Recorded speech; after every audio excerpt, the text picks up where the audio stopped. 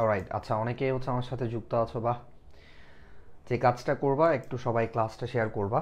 এবং আগের সবগুলো ক্লাস কি তোমরা করছো? আগের যে 4টা ক্লাস আমি নিলাম, আশা করি সবগুলো ক্লাস তোমরা করে ফেলছো। আর যারা ক্লাসগুলো করনি সেগুলো আমার ইউটিউব চ্যানেলে আপলোড করা আছে, সেখান থেকে তোমরা ক্লাসগুলো করে ফেলবা। আমার সাথে রমজান আছে, রাকিব আছে, লামিয়া আছে। ওয়ালাইকুম আসসালাম। এই তো আলহামদুলিল্লাহ বেশ ভালো, মাঝখানে একটু সিক ছিলাম, বাট এখন আলহামদুলিল্লাহ ভালো আছি। তোমাদের সবার কী অবস্থা বলো? পড়াশোনা কেমন হচ্ছে সেটা একটু জানাও।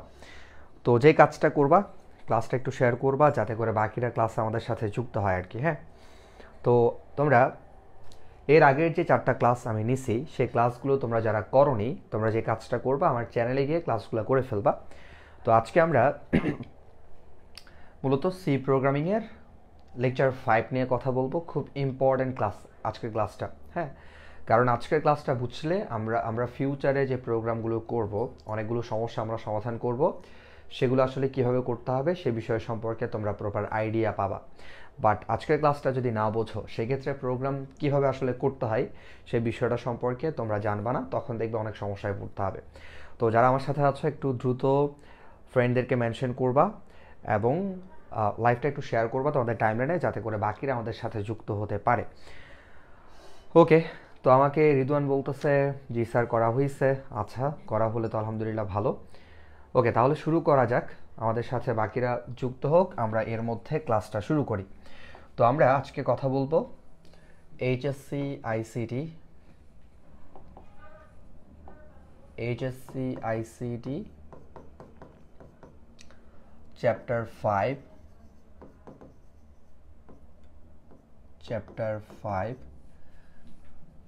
C programming. আজকে আমরা কথা বলবো লেকচার 5 নিয়ে। Lecture 5, right? ওকে, তো অনেকে আমাকে বারবার বলতেছো যে তোমাদের যেহেতু সামনের মাসে এই টেস্ট পরীক্ষা, এই অধ্যায়টা যাতে করে দ্রুত শেষ করি। আমি চেষ্টা করব তোমাদের পরীক্ষার আগেই যাতে করে এই অধ্যায়টা শেষ করা যায়। আমাদের টোটাল 13টা ক্লাস লাগবে। আমরা এই 13টা ক্লাস করলে ইনশাল্লাহ আমাদের এই অধ্যায়টা সম্পূর্ণ শেষ হবে। এবং এই অধ্যায় থেকে 23 সালে বিভিন্ন বোর্ডে যতগুলো প্রশ্ন আসছে সবগুলো সমাধান ক্লাস আমার ইউটিউবে আপলোড করা আছে। সেখান থেকে মানে যখন আমরা পুরো চ্যাপ্টারটা শেষ করে ফেলবো, পুরো চ্যাপ্টারটা শেষ করার পরে 23 সালে বিভিন্ন বোর্ডে যে প্রশ্নগুলো আসছে সেগুলোর সমাধান ক্লাস আমার চ্যানেলে আপলোড করা আছে। সেই ক্লাসগুলো করলে ইনশাল্লাহ এই অধ্যায় থেকে যেমনই প্রশ্ন আসুক তুমি কিন্তু খুব ইজিলি অ্যান্সার করতে পারবা। ঠিক আছে, তো তাহলে শুরু করা যাক। আচ্ছা, দ্রুত একটু ক্লাসে সবাই যুক্ত হও এবং যারা ক্লাস আমার সাথে যুক্ত আছো ক্লাসটা একটু শেয়ার করবা, ফ্রেন্ডদেরকে একটু মেনশন করবা। নার্গিস বলছে স্যার আমি ইউটিউব থেকে সব ক্লাস করছি, বাট সাউন্ড প্রবলেম, তাই অনেক কিছু বুঝতে পারি নাই। আচ্ছা, যে ক্লাসগুলোতে সাউন্ড প্রবলেম ছিল সেই ক্লাসগুলোতে অনেকেই আসলে বুঝে, অনেকেই বুঝে না। বাট যে ক্লাসগুলোতে সাউন্ড প্রবলেম আছে আমি সেই ক্লাসগুলোর উপর ক্লাস কিন্তু অলরেডি নিয়ে ফেলতেছি। হ্যাঁ, তো এই ক্লাসগুলো করলে অর্থাৎ লেকচার 3, 4, 5 এই 3টা ক্লাস যেগুলো আমি এখন নিচ্ছি, সেই ক্লাসগুলো করলে ইনশাল্লাহ আর কোনো সমস্যা থাকবে না। তো যে কাজটা করবা, যারা আমার সাথে আছো একটু ফ্রেন্ডদেরকে মেনশন করবা যাতে করে তারা ক্লাসে আসে এবং ক্লাসটা একটু শেয়ার করবা। তো আজকে মূলত আমরা কথা বলবো সি প্রোগ্রামের বেসিক স্ট্রাকচার নিয়ে এবং সি প্রোগ্রাম করার জন্য কি কি বিষয় আমাদের জানতে হবে, একটা প্রোগ্রাম করতে কি কি ফাংশন ইউজ হয় এবং ফাংশনগুলো ইউজ করার ক্ষেত্রে কোন কোন পারপাসে আমরা ফাংশনগুলো ইউজ করি এবং লাইব্রেরি আসলে কি, কোন ফাংশনটা কোন লাইব্রেরির অন্তর্ভুক্ত, এই বিষয়গুলো সম্পর্কে আজকে আমরা একটু বিস্তারিত কথা বলবো। তো খেয়াল করো তাহলে, আমরা আজকে প্রথমে আলোচনা করব যে সি প্রোগ্রামের বেসিক স্ট্রাকচার। তাহলে basic structure of C program খেয়াল করবা। বেসিক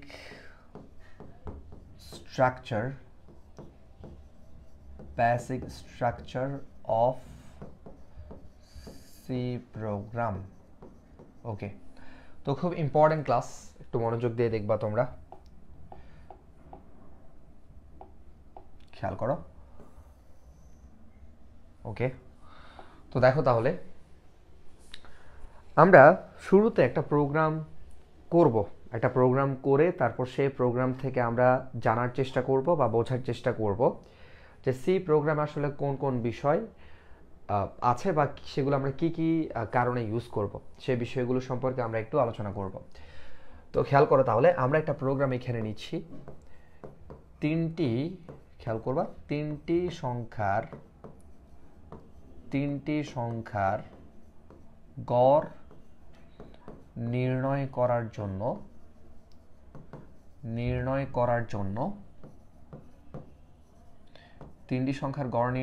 জন্য একটা সি প্রোগ্রাম আমরা করব এবং সেটা থেকে বোঝার চেষ্টা করব কোন বিষয়গুলো কি কারণে আমাদের ইউজ করতে হয়। তিনটি সংখ্যার গড় নির্ণয় করার জন্য একটা প্রোগ্রাম আমরা করব এবং সেই প্রোগ্রাম থেকে আমরা বোঝার চেষ্টা করব কোন বিষয়গুলো কি কি কারণে ইউজ করা হয়। তাহলে খেয়াল করবা একটু, এই যে তিনটি সংখ্যার গড় যে আমি বের করব, তা আমরা প্রোগ্রামটা এমনভাবে করতে চাচ্ছি, এখানে যে কোনো তিনটা সংখ্যা ইনপুট দিলে আমাদের প্রোগ্রাম ইউজারকে সেই তিনটা সংখ্যার গড়টা বের করে দিবে।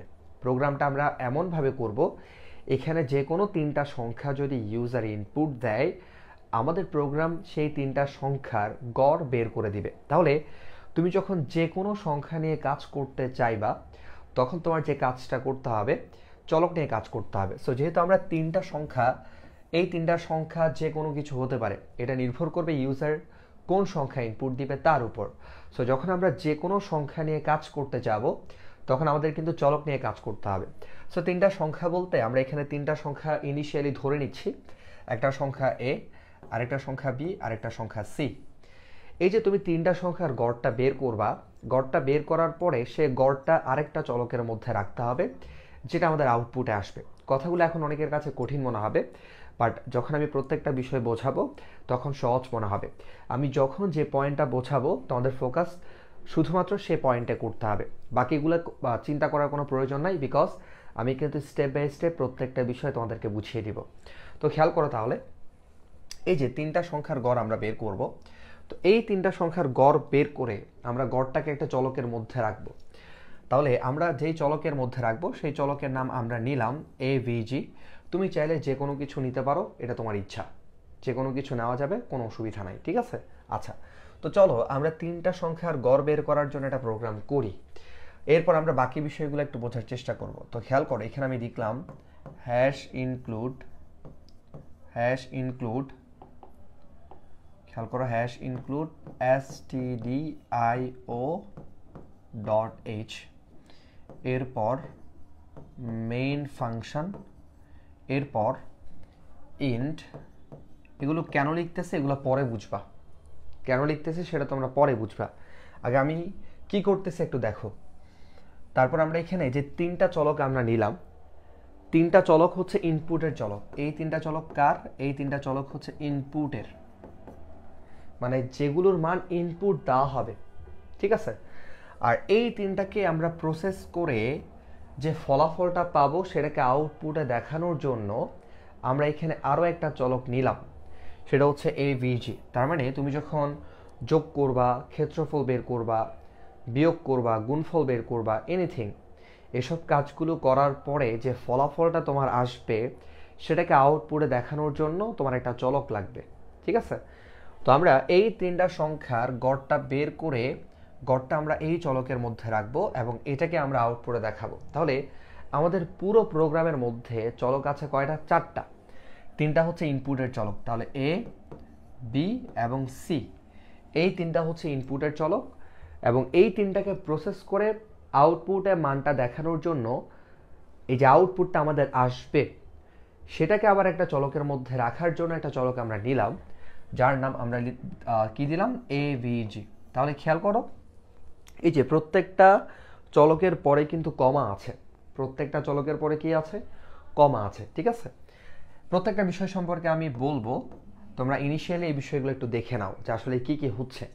আচ্ছা, তো এটা আমরা বুঝলাম এই লাইনটা। এই যে তুমি শুরুতে তোমার প্রোগ্রামের মধ্যে যতগুলো চলক আছে, একটা প্রোগ্রাম করার ক্ষেত্রে ওই প্রোগ্রামে যতগুলো চলক আছে সবগুলো চলককে তুমি যখন শুরুতে লিখে ফেলবা, এই যে এই লাইনটাকে আমরা বলি ভ্যারিয়েবল ডিক্লারেশন লাইন। অর্থাৎ এই লাইনের মধ্যে একটা প্রোগ্রাম করতে গেলে ওই প্রোগ্রামে ইনপুট এবং আউটপুট সহ যত চলক আছে সবগুলো চলককে আমাদের এখানে ডিক্লেয়ার করতে হবে।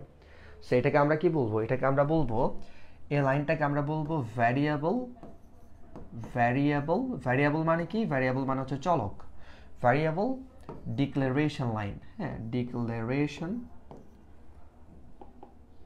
Variable declaration line.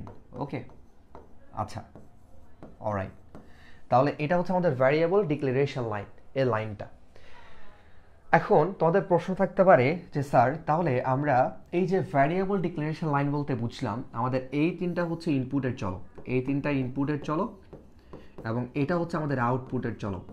There is no problem, এটা আমাদের কাছে ক্লিয়ার, এইটুকু স্যার আমরা বুঝলাম। কিন্তু ব্যাপারটা হলো এখানে যে আপনি একটা ইন্ট লিখলেন, এই জিনিসটা আসলে কি, উপরেরগুলো নিয়ে আমি কথা বলবো একটু পরে, আগে এই ব্যাপারটা খেয়াল করো। এখানে যে তোমরা বলতে পারো স্যার আপনি এখানে ইন্ট লিখলেন, এই জিনিসটা কি? আচ্ছা, এই যে এখানে ইন্ট যে আমি লিখলাম, এই ইন্টটা হচ্ছে মূলত, খেয়াল করো, এই ইন্টটা হচ্ছে মূলত ডেটা টাইপ। এটা কি? এটা হচ্ছে ডেটা টাইপ, ডেটা টাইপ। আচ্ছা, তো ডেটা টাইপ বলতে আমি আসলে কি বোঝাচ্ছি, দেখো আমার এখানে যে তিনটা সংখ্যা ইউজার ইনপুট দিবে, ইউজার মানে আমাদের প্রোগ্রাম ব্যবহারকারী যে সংখ্যাগুলোর গড় তিনি চাচ্ছেন, তিনি যে এই তিনটা সংখ্যা ইনপুট এখানে দিচ্ছেন, ধরো একটা সংখ্যা তিনি ইনপুট দিল, এর মান ইনপুট দিল 20, বি এর মান ইনপুট দিল 30, সি এর মান ইনপুট দিল 100, ঠিক আছে? তো তিনি যে এই তিনটা সংখ্যার গড় চাচ্ছেন আমাদের কাছ থেকে, তিনি আসলে কি ধরনের সংখ্যা ইনপুট দিলেন? তার সংখ্যাগুলা কি পূর্ণ সংখ্যা, নাকি সেগুলো ভগ্নাংশ, নাকি সেগুলো বড় ভগ্নাংশ, নাকি সেগুলো ক্যারেক্টার? তো আমরা দেখতে পাচ্ছি এই যে 20, 30, 100 এই সংখ্যাগুলো হচ্ছে মূলত পূর্ণ সংখ্যা। পূর্ণ সংখ্যা, ভগ্নাংশ কোনটা? ভগ্নাংশ হচ্ছে এইটা, এই যে আমরা যদি লিখি 20.15, এটা হচ্ছে একটা ভগ্নাংশ। বাট ইউজার যখন কোনো পূর্ণ সংখ্যা ইনপুট দিবে, ইউজার যখন কোনো পূর্ণ সংখ্যা ইনপুট দিবে, তখন তোমার এখানে ডেটা টাইপ দিতে হবে ইন্ট। কি দিতে হবে? ইন্ট। এই যে ইউজার কি করতেছে, 20, 30, 100 এগুলো হচ্ছে পূর্ণ সংখ্যা। তো ইউজার যখন শুধুমাত্র প্রোগ্রামে পূর্ণ সংখ্যা ইনপুট দিতে পারবে, তখন তোমার লিখতে হবে ইন্ট। এখন ইন্ট এটা কোত্থেকে আসলো, হ্যাঁ, বা ইন্ট এটার মানেটা অ্যাকচুয়ালি কি সেটা একটু পরে বলতেছি। তো আবার খেয়াল করো, ধরো ইউজার একটা কাজ করলো, ইউজার চাচ্ছে না তিনি হচ্ছে পূর্ণ সংখ্যা ইনপুট দিবে না, তিনি চাচ্ছেন যে ভগ্নাংশ ইনপুট দিবেন। খেয়াল করো, ধরো তিনি ইনপুট দিবেন, এর মান হচ্ছে এরকম, এর মান ইনপুট দিতে চাচ্ছেন তিনি 10.5, আবার বি এর মান তিনি ইনপুট দিতে চাচ্ছেন 20.125, ঠিক আছে? আবার তিনি সি এর মান ইনপুট দিতে চাচ্ছেন ধরো 50.25। তাহলে ইউজার যখন এই ধরনের সংখ্যাগুলো ইনপুট দিতে চাবেন, এ ধরনের সংখ্যা যখন তিনি ইনপুট দিবেন, ভগ্নাংশ, এই যে ভগ্নাংশ, অর্থাৎ ইউজার যখন ভগ্নাংশ ইনপুট দিতে চাইবে, তখন তোমার এখানে এই যে ডেটা টাইপ যেটা আছে এটাকে চেঞ্জ করতে হবে। তখন আর ইন্ট লেখা যাবে না। ইন্ট তুমি তখনই লিখবা যখন ইউজার পূর্ণ সংখ্যা ইনপুট দিবে। তো যখন ইউজার পূর্ণ সংখ্যা ইনপুট না দিয়ে ভগ্নাংশ ইনপুট দিবে, তখন তুমি কি করবা, তখন তুমি এখানে ইন্টের পরিবর্তে তোমার এখানে অন্য ডেটা টাইপ লিখতে হবে। ডেটা টাইপ, খেয়াল করো তোমার ডেটাগুলো কেমন, হ্যাঁ? তো ইউজারের এখানে কি করতে হবে, তখন এখানে অন্য একটা জিনিস লিখতে হবে, তখন লিখতে হবে ফ্লোট, FLOAT, ফ্লোট, হ্যাঁ, ফ্লোট লিখতে হবে। বাট একটু আগে আমরা লিখলাম ইন্ট, এর মানে দাঁড়াচ্ছে আমাদের প্রোগ্রামে শুধুমাত্র পূর্ণ সংখ্যা ইনপুট দেওয়া যাবে এবং আমাদের প্রোগ্রাম পূর্ণ সংখ্যায় আউটপুট দেখাবে। বাট আমাদের প্রোগ্রামে যদি কেউ ভগ্নাংশ ইনপুট দেয়, যদি আমরা এখানে ডেটা টাইপ ইন্ট দেই, তখন কিন্তু আমাদের প্রোগ্রাম ভগ্নাংশের কাজ করতে পারবে না। তবে যদি আমরা ইন্টের পরিবর্তে ফ্লোট লিখি, ইন্টের পরিবর্তে যদি আমরা কি লিখি, ফ্লোট, FLOAT, ফ্লোট, তখন কিন্তু আমাদের প্রোগ্রাম ভগ্নাংশ নিয়ে কাজ করতে পারবে, ঠিক আছে? আচ্ছা, তো এটা আমরা বুঝলাম যে এখানে আসলে ইন্ট দেওয়া এবং ফ্লোট দেওয়া এসবের মানে অ্যাকচুয়ালি কি, এই বিষয়টা সম্পর্কে আমরা একটা বেসিক আইডিয়া এখানে পেলাম, ঠিক আছে? তো খেয়াল করো, আমরা এখানে ডেটা টাইপ দিলাম ইন্ট, এর মানে দাঁড়াচ্ছে এখানে ইনপুট আউটপুট সবগুলো পূর্ণ সংখ্যা হবে। ওকে, তো আমাদের এখানে আসলে কয়েক ধরনের ডেটা টাইপ নিয়ে আমরা প্রোগ্রামে কাজ করব। আমরা বেসিক্যালি এখানে 4 ধরনের ডেটা টাইপ নিয়ে কাজ করব। কয় ধরনের? 4 ধরনের। কি কি সেগুলো? একটা হচ্ছে ইন্টিজার। দেখো ইন্টিজার মানে হচ্ছে এই যে ইন্টিজার মানে হলো পূর্ণ সংখ্যা। ইন্টিজার মানে কি? পূর্ণ সংখ্যা। ইন্টিজার মানে কি? পূর্ণ সংখ্যা। তো তুমি যখন পূর্ণ সংখ্যা নিয়ে কাজ করবা তখন তুমি তোমার ডেটা টাইপ মানে চলকগুলোর পূর্বে তুমি ইন্ট লিখবা। ইন্টিজার এর বাংলা হচ্ছে পূর্ণ সংখ্যা। বুঝা গেছে? ইন্টিজার এই শব্দের বাংলা কি? পূর্ণ সংখ্যা। তখন তুমি কি করবা? তখন তুমি ইন্ট, এই যে খেয়াল করো, তখন তুমি এখানে ইন্ট লিখবা। মানে ইন্টিজারের ইন্ট লিখলে তোমার প্রোগ্রাম শুধুমাত্র পূর্ণ সংখ্যা নিয়ে কাজ করতে পারবে। বুঝা গেছে? আচ্ছা, এরপরে আসো, যদি আমরা এখানে প্রোগ্রামে যদি ভগ্নাংশ নিয়ে কাজ করতে চাই তাহলে কি লিখবো? ফ্লোট লিখবো। কি লিখবো? ফ্লোট। কি লিখবো? ফ্লোট। হ্যাঁ, FLOAT, ফ্লোট। ফ্লোট। তো ফ্লোট এটা। আচ্ছা, আমাকে রমজান বলছে স্যার পরীক্ষাতে ওখানে যদি ইন্ট দেয় তাহলে কি নাম্বার দিবে না স্যার? আমি বলি তোমাকে, বিষয়টা একটু এক্সপ্লেইন করি যে কখন তুমি ইন্ট ইউজ করবা, কখন তুমি ফ্লোট ইউজ করবা, এই জিনিসটা তোমার একটু বুঝতে হবে। বুঝা গেছে? তো তুমি যখন ভগ্নাংশ নিয়ে কাজ করতে চাইবা তখন তুমি কি দিবা? ফ্লোট দিবা। কি দিবা? ফ্লোট। হ্যাঁ, ফ্লোট কিন্তু সম্পূর্ণ লেখা হয়। ফ্লোটের বাংলা হচ্ছে ভগ্নাংশ। ফ্লোটের বাংলা কি?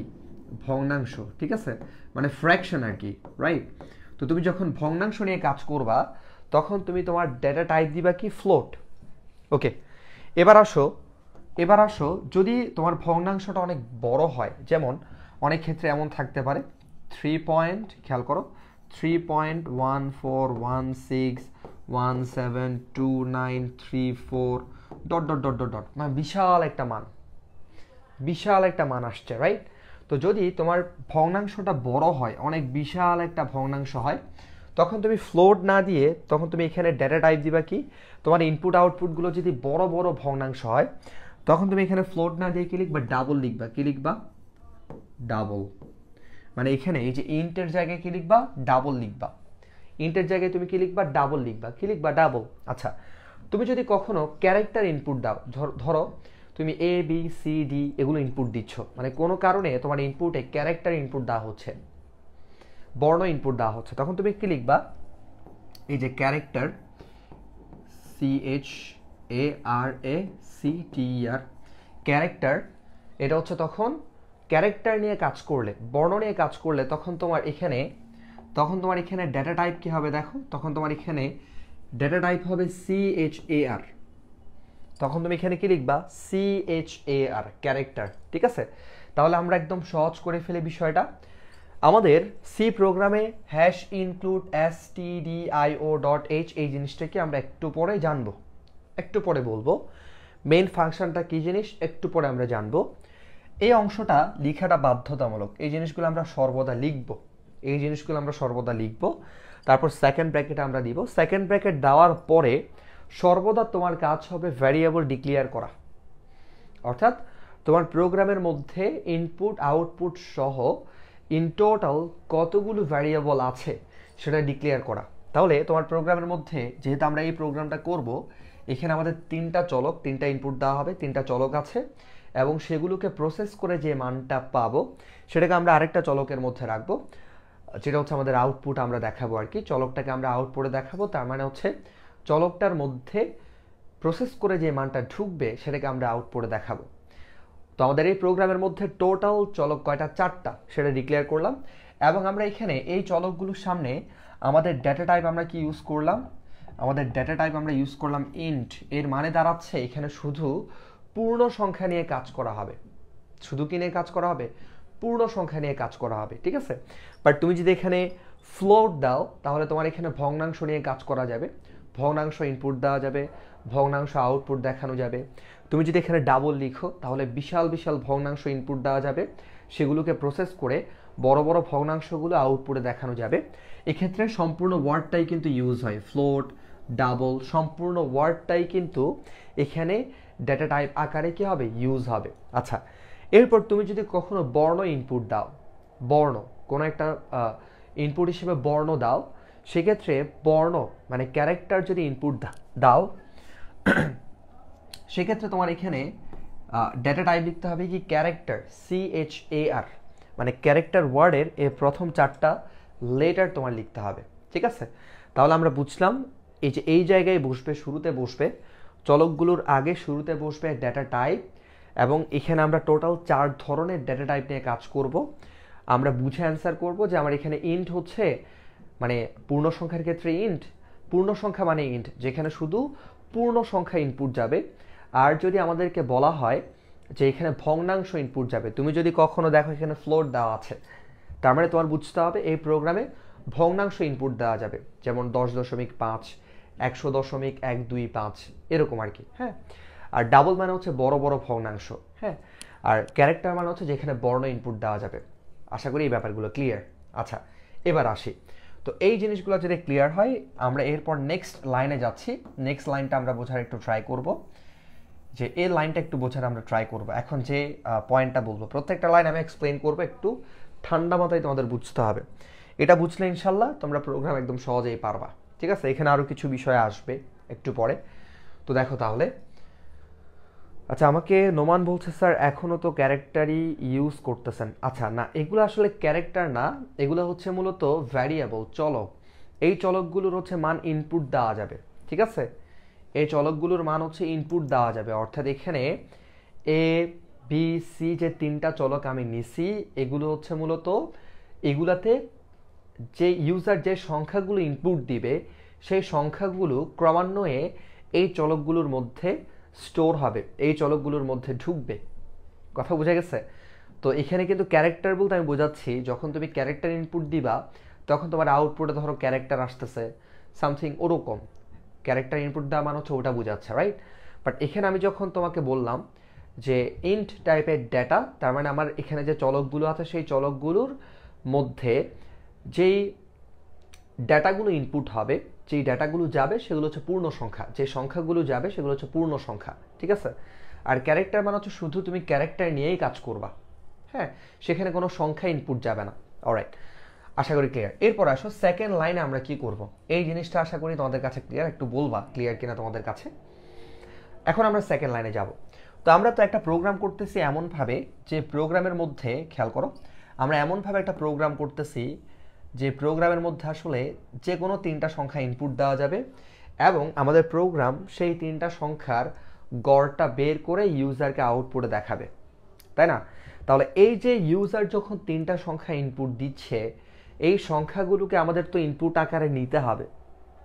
এই সংখ্যাগুলো যে ইনপুট দেওয়া হচ্ছে সেগুলোকে মেমোরিতে স্টোর করতে হবে, তাই না? মেমোরিতে জমা রাখতে হবে, জমা রেখেই তো আমার কাজগুলো করতে হবে।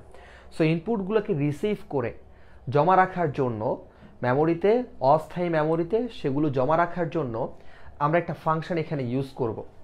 হ্যাঁ, এবং ফাংশনটা কোত্থেকে আসে সেই ব্যাপারগুলো আমি পরে এক্সপ্লেইন করব, খেয়াল করো। তাহলে আমরা এখানে ইনপুট নেওয়ার জন্য, খেয়াল করো, ইনপুট নেওয়ার জন্য আমরা একটা ফাংশন ইউজ করতেছি। এই যে ইনপুটগুলো, যেই 3টা ইনপুট এখানে আছে, এ বি সি 3টা ইনপুট, এবং আমি ইনপুটগুলো যেভাবে লিখলাম, ইনপুট আউটপুটের চলকগুলো যেভাবে লিখলাম কমা দিয়ে, সেভাবেই তোমরা লিখবা। এবং মনে রাখবা এই যে সেকেন্ড ব্র্যাকেটের মধ্যে, মানে বেসিক স্ট্রাকচারের সেকেন্ড ব্র্যাকেটের মধ্যে যতগুলো লাইন তুমি লিখবা সবগুলো লাইনের পরে কিন্তু সেমিকোলন হবে, তবে কিছু কিছু জায়গায় কিন্তু সেমিকোলন দেওয়া যাবে না। সেটা আমি পরবর্তীতে তোমাদেরকে বলবো, পরবর্তীতে। এখন বললে তোমাদের কাছে একটু এলোমেলো লাগবে। আগে বিষয়গুলো বুঝে ফেলো, যখন যেটা প্রয়োজন আমরা সেটা নিয়ে কথা বলবো, ঠিক আছে? ওকে, তাহলে খেয়াল করবে একটু, দেখো তো আমরা তাহলে এখন কি করব, এখন ইনপুটগুলোকে নিব, ইনপুটগুলোকে আমরা স্টোর করব, মেমোরিতে জমা রাখবো। ইনপুট যেগুলো ইনপুটের এ বি সি চলকের যে মানগুলো ইনপুট দেওয়া হলো সেগুলোকে আমরা মেমোরিতে জমা রাখবো। তো তার জন্য আমরা একটা এখানে ফাংশন ইউজ করব, উইচ ইজ স্ক্যানএফ। তাহলে স্ক্যানএফ ফাংশনটা, তোমরা এটা বুঝলা যে স্ক্যানএফ এই ফাংশনটা মূলত ইউজ করা হয় ইনপুট নেওয়ার জন্য। কিসের জন্য? ইনপুট নেওয়ার জন্য। যদি আমরা এটা সম্পর্কে আরো কথা বলবো ফার্দার, ইনপুট নেওয়ার জন্য, বোঝা গেছে? আচ্ছা, ইনপুট নেওয়ার জন্য এই ফাংশনটা আমরা ইউজ করি। আচ্ছা, তো খেয়াল করো, ফাংশন চেনার উপায় হচ্ছে ফাংশনের পরে ফার্স্ট ব্র্যাকেট থাকবে। এই যে ফার্স্ট ব্র্যাকেট থাকবে, যেমন মেইন একটা ফাংশন, এটার পরে কি আছে? ফার্স্ট ব্র্যাকেট আছে। তবে কিছু বিষয় মাথায় রাখবা যখন তুমি দেখবা, এটা এমসিকিউর জন্য গুরুত্বপূর্ণ। ফর, ইফ এবং হোয়াইল, হ্যাঁ, এগুলোর পরে যদি দেখো ফাংশন ফার্স্ট ব্র্যাকেট আছে, মানে এই তিনটা ওয়ার্ডের পরে ফর, ইফ, হোয়াইল, এই তিনটা ওয়ার্ডের পরে যদি তুমি দেখো ফার্স্ট ব্র্যাকেট আছে, এগুলো কিন্তু ফাংশন নয়। এগুলো কিন্তু কি নয়? এগুলো কিন্তু ফাংশন নয়। এটা হচ্ছে মাথায় রাখবে এমসিকিউর জন্য, এগুলো ফাংশন নয়। হ্যাঁ, এগুলো ছাড়া বাকি ওয়ার্ডগুলোর পরে যদি ফার্স্ট ব্র্যাকেট আমরা দেখি তাহলে সেটা হচ্ছে ফাংশন। ঠিক আছে? আচ্ছা, তো স্ক্যানএফ হচ্ছে একটা ফাংশন। এবং এখানে আরেকটা তথ্য তোমাদেরকে আমি দিয়ে রাখি, তা হচ্ছে ফাংশন অলওয়েজ স্মল লেটার হবে। ফাংশন অলওয়েজ কি হবে? স্মল লেটার হবে। শুধুমাত্র তুমি চলকের নামগুলো স্মল লেটার, ক্যাপিটাল লেটার বা স্মল ক্যাপিটাল মিক্সড এভাবে লিখতে পারবা। কিন্তু যখন ফাংশনের কথা আসবে বা কিওয়ার্ডের কথা আসবে তখন কিন্তু সেগুলো সর্বদা স্মল লেটার হবে। কি হবে? Small letter. ঠিক আছে? যেমন মেইন ফাংশন, এখানে দেখো প্রত্যেকটা স্মল লেটার আছে। তো আমরা মূলত ইনপুটগুলো রিসিভ করার জন্য এখানে স্ক্যানএফ ফাংশনটা ইউজ করব। SCANF, স্ক্যানএফ ফাংশনটা আমরা ইউজ করব। অলরাইট, খেয়াল করো এরপর আমরা এখানে এই যে ইনভার্টেড কমা দিব, মানে কোটেশন। হ্যাঁ, ইনভার্টেড কমা আমরা দিব, বোঝা যাচ্ছে? বারবার লিখতেছি যাতে করে তোমাদের কাছে ক্লিয়ার হয়। আমরা ইনভার্টেড কমা দিব। আচ্ছা, ইনভার্টেড কমা দিব। দেখো আমাদের এখানে এটা খুব গুরুত্বপূর্ণ লাইন। আমাদের এখানে ইনপুট, শুধুমাত্র ইনপুট যেগুলো আছে, যতগুলো ইনপুট দেওয়া হচ্ছে, যতগুলো চলক আমরা ইনপুটের জন্য ডিক্লেয়ার করলাম, যতগুলো ইনপুট দেওয়া হচ্ছে, খেয়াল করো, যতগুলো ইনপুট দেওয়া হচ্ছে এই তাদের জন্য হচ্ছে স্ক্যানএফটা কিন্তু আউটপুটের যে চলক আছে সেটার জন্য না কিন্তু। ঠিক আছে? সেটার জন্য না। ওকে, তাহলে ইনপুটের চলক হচ্ছে আমাদের তিনটা, এ বি সি। এবং আমরা এই তিনটা চলক শুরুতেই বললাম আমাদের এখানে ইনপুট আউটপুটের চলকগুলো কেমন হবে, এটার ডেটা টাইপ কেমন হবে? পূর্ণ সংখ্যা হবে। কি হবে? পূর্ণ সংখ্যা। তাহলে আমাদের ইনপুটগুলো যে পূর্ণ সংখ্যা যাচ্ছে, মানে ইউজার যে পূর্ণ সংখ্যা ইনপুট দিল, মানে তিনটা ইনপুটই হচ্ছে পূর্ণ সংখ্যা, সেটা ইউজারকে বোঝানোর জন্য আমাদের এখানে ফরম্যাট স্পেসিফায়ার ইউজ করতে হবে। কি বলছি? ফরম্যাট, খেয়াল করো, ফরম্যাট স্পেসিফায়ার। খেয়াল করো, আমাদের এখানে যে পূর্ণ সংখ্যায় ইনপুট দেওয়া হচ্ছে এবং পূর্ণ সংখ্যায় আমাদের প্রোগ্রাম রিসিভ করতেছে এবং আমাদের প্রোগ্রাম পূর্ণ সংখ্যায় রিসিভ করবে, এই জিনিসটা বোঝানোর জন্য আমরা এখানে ফরম্যাট স্পেসিফায়ার ইউজ করব। সো আমাদের এই তিনটা চলক হচ্ছে পূর্ণ সংখ্যা। এই যে এখানে ডেটা টাইপ দেওয়া আছে ইন্ট। সো যখন পূর্ণ সংখ্যা হবে, ইন্ট থাকবে, এখানে ইনপুট কয়টা আছে? তিনটা। তাদের জন্য তুমি কি করবা? দেখো %d লিখবা, কোটেশন দিয়ে %d লিখবা। আমরা একটা চলকের জন্য একটা %d, আবার বি আছে, ইনপুটের চলক বি আছে, তাহলে বি এর জন্য আরো একটা %d। আবার কি আছে দেখো? সি আছে, তাহলে সি এর জন্য আমরা আরেকটা %d দিব। কিন্তু কোনো কমা হবে না, মাঝখানে কি হবে না? কোনো কমা দেওয়া যাবে না। তাহলে তোমার ইনপুটের চলক যদি এখানে 10টা হতো এবং তাদের জন্য যদি ডেটা টাইপ ইন্ট থাকতো, তুমি স্ক্যানএফ ফাংশনের মধ্যে কি লিখতা? 10টা %d লিখতা। কয়টা লিখতা? 10টা। কোনো কমা দেওয়া যাবে না। বুঝা গেছে আশা করি? আচ্ছা, আমি এই লাইনটা একটু এদিক থেকে লিখি কারণ আমার পরে আরো কাজ করতে হবে। তো আমি একটা বিষয় তোমাদেরকে বারবার বলার কারণটা হচ্ছে যাতে করে বিষয়টা একদম ক্লিয়ার হয়ে যায়, কোনো প্রবলেম না থাকে আর কি। ঠিক আছে? তো দেখো, তাহলে এই তিনটা সংখ্যা ইনপুট নেওয়ার জন্য আমরা এখানে স্ক্যানএফ ফাংশনটা ইউজ করলাম। এটা আমি এত এদিকে লেখার কারণ হচ্ছে এখানে আমাদের আরো কিছু কাজ করতে হবে। তাহলে স্ক্যানএফ ফাংশনটা আমরা ইউজ করলাম। ফাংশন সবসময় কি হয়?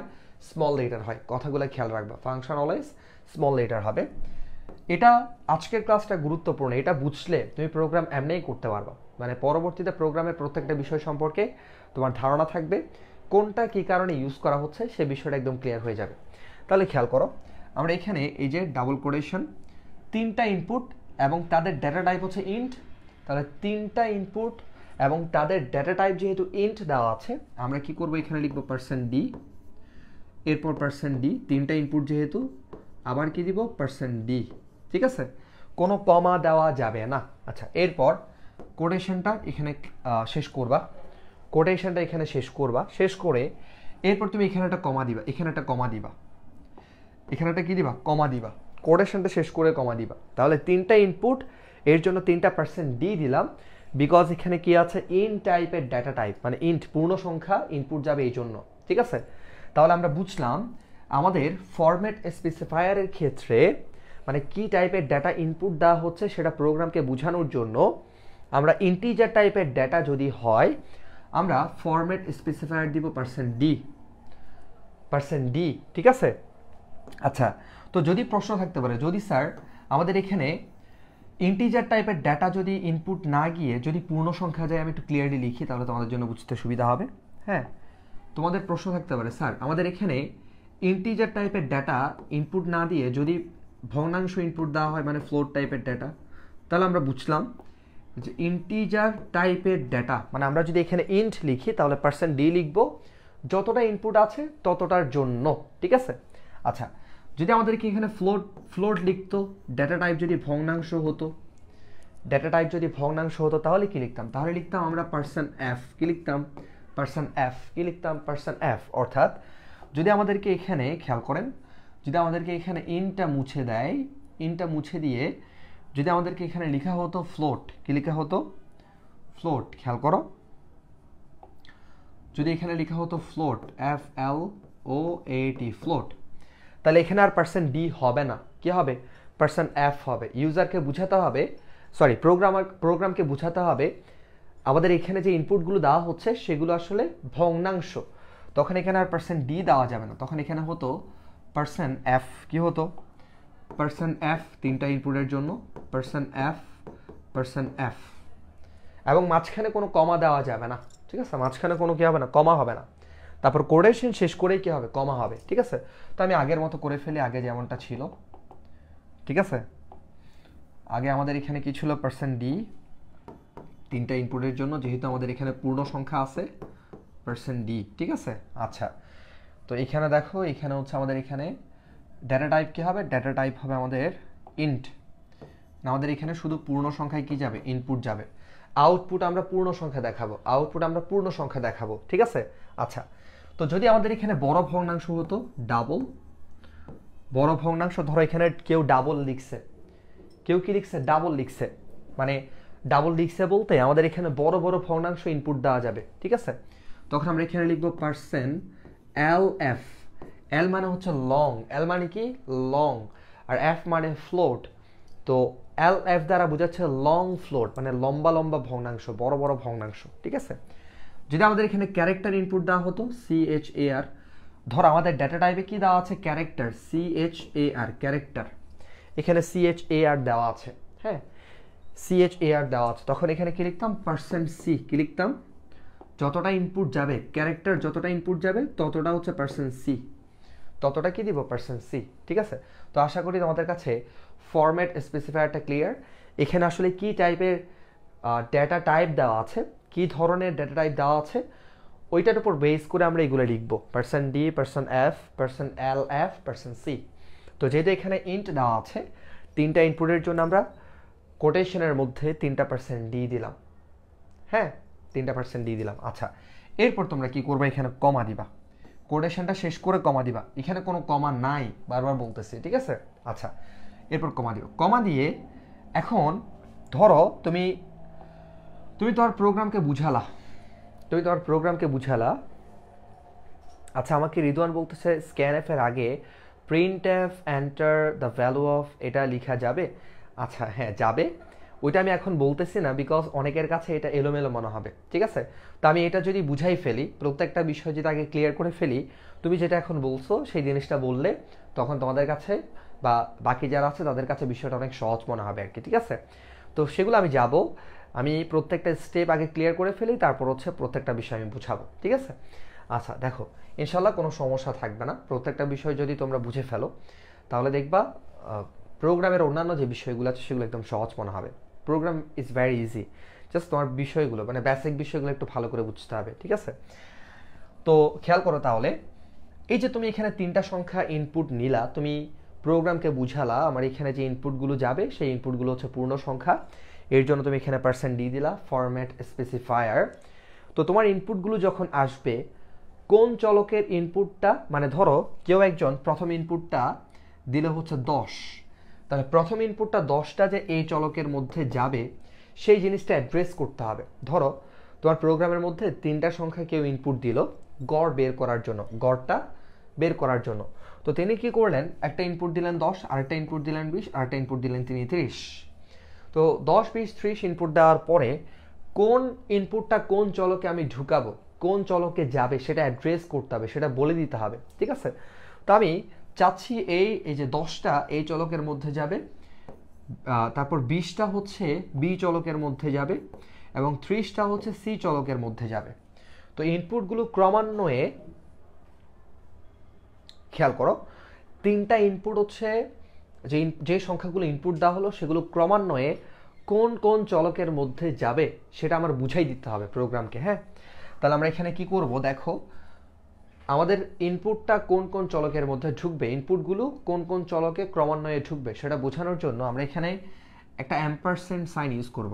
অ্যাম্পারসেন্ড সাইনটা ওই যে অ্যান্ড যে সাইনটা আছে ওটা, হ্যাঁ, এটা দিয়ে বলবো প্রথম যে সংখ্যাটা ইনপুট দেওয়া হলো সেটা এই চলকের মধ্যে যাবে।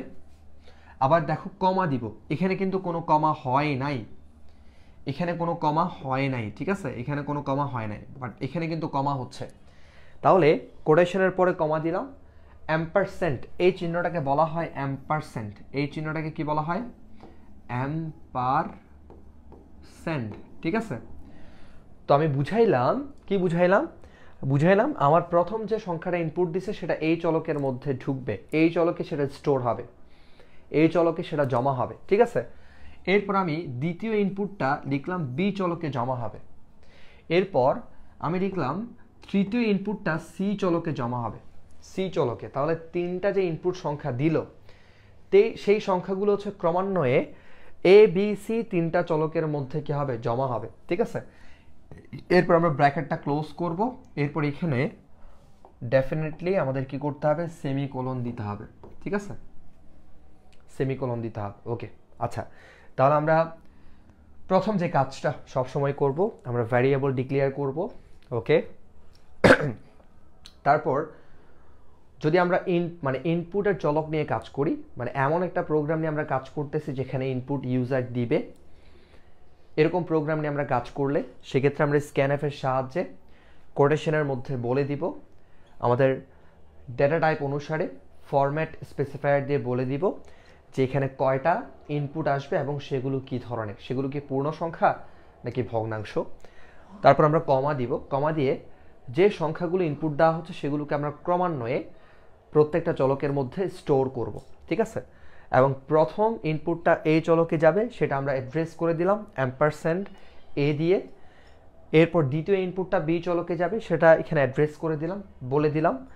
তৃতীয় ইনপুটটা সি চলকে যাবে সেটা আমরা অ্যাড্রেস করে দিলাম, এখানে কিন্তু কমা হবে, ঠিক আছে।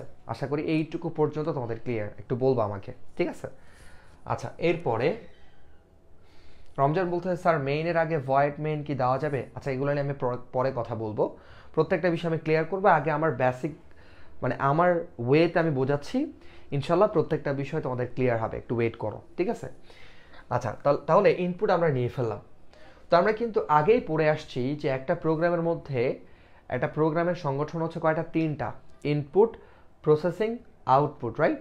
তো আমরা ইনপুট নিয়ে ফেলছি, ইনপুট নেওয়ার পরে তোমার কাজ কি থাকবে, প্রসেস করা। তুমি তো যে সংখ্যাগুলো ইনপুট দেওয়া হলো সেই সংখ্যাগুলোকে স্টোর করে ফেললা, এখন জাস্ট তুমি গড়টা বের করবা, এটাকে প্রসেস করবা।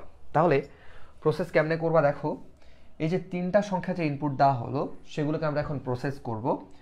লিখব, এটা হচ্ছে ইনপুট লাইন, ঠিক আছে, এটা হচ্ছে তোমার কি,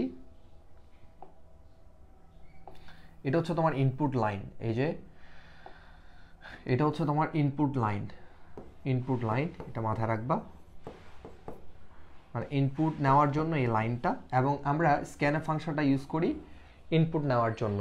ওকে, এখন এখানে আমরা কি করব, এখানে লিখবো এ বি জি, এখন প্রসেস করব। এই লাইনটা হচ্ছে প্রসেসিং লাইন। হ্যাঁ, এখানে আমরা ইনপুট নেওয়ার পরে গড় আমরা কিভাবে বের করব, 3টা সংখ্যাকে যোগ করে যদি 3 দ্বারা ভাগ করি তাহলে তিনটা সংখ্যার গড় বের হবে। তাহলে আমরা a plus b plus c অর্থাৎ এ বি সি এই সংখ্যাগুলোর যে মানগুলো ইনপুট দেওয়া হলো, এই সংখ্যাগুলোর যে মানগুলো ইনপুট দেওয়া হলো সেই তিনটা সংখ্যাকে যোগ করে আমরা যদি 3 দ্বারা ভাগ করি, 3 দ্বারা যদি আমরা ভাগ করি তাহলে কি বের হবে? গড়টা বের হবে। অলরাইট, তাহলে এখানে সেমিকোলন দিব। এটা হচ্ছে প্রসেসিং লাইন। তোমাকে যোগ করতে বলে তুমি এভাবে যোগ করবা, ঠিক আছে? আচ্ছা, এরপরে খেয়াল করো, তাহলে প্রসেস করার পরে মানে তিনটা সংখ্যা যে ইনপুট আসলো, ধরো এ এর মান 10, বি এর মান 20, সি এর মান 30, তাহলে তিনটা সংখ্যাকে যোগ করে 3 দ্বারা ভাগ করলে তোমার যে ভাগফলটা,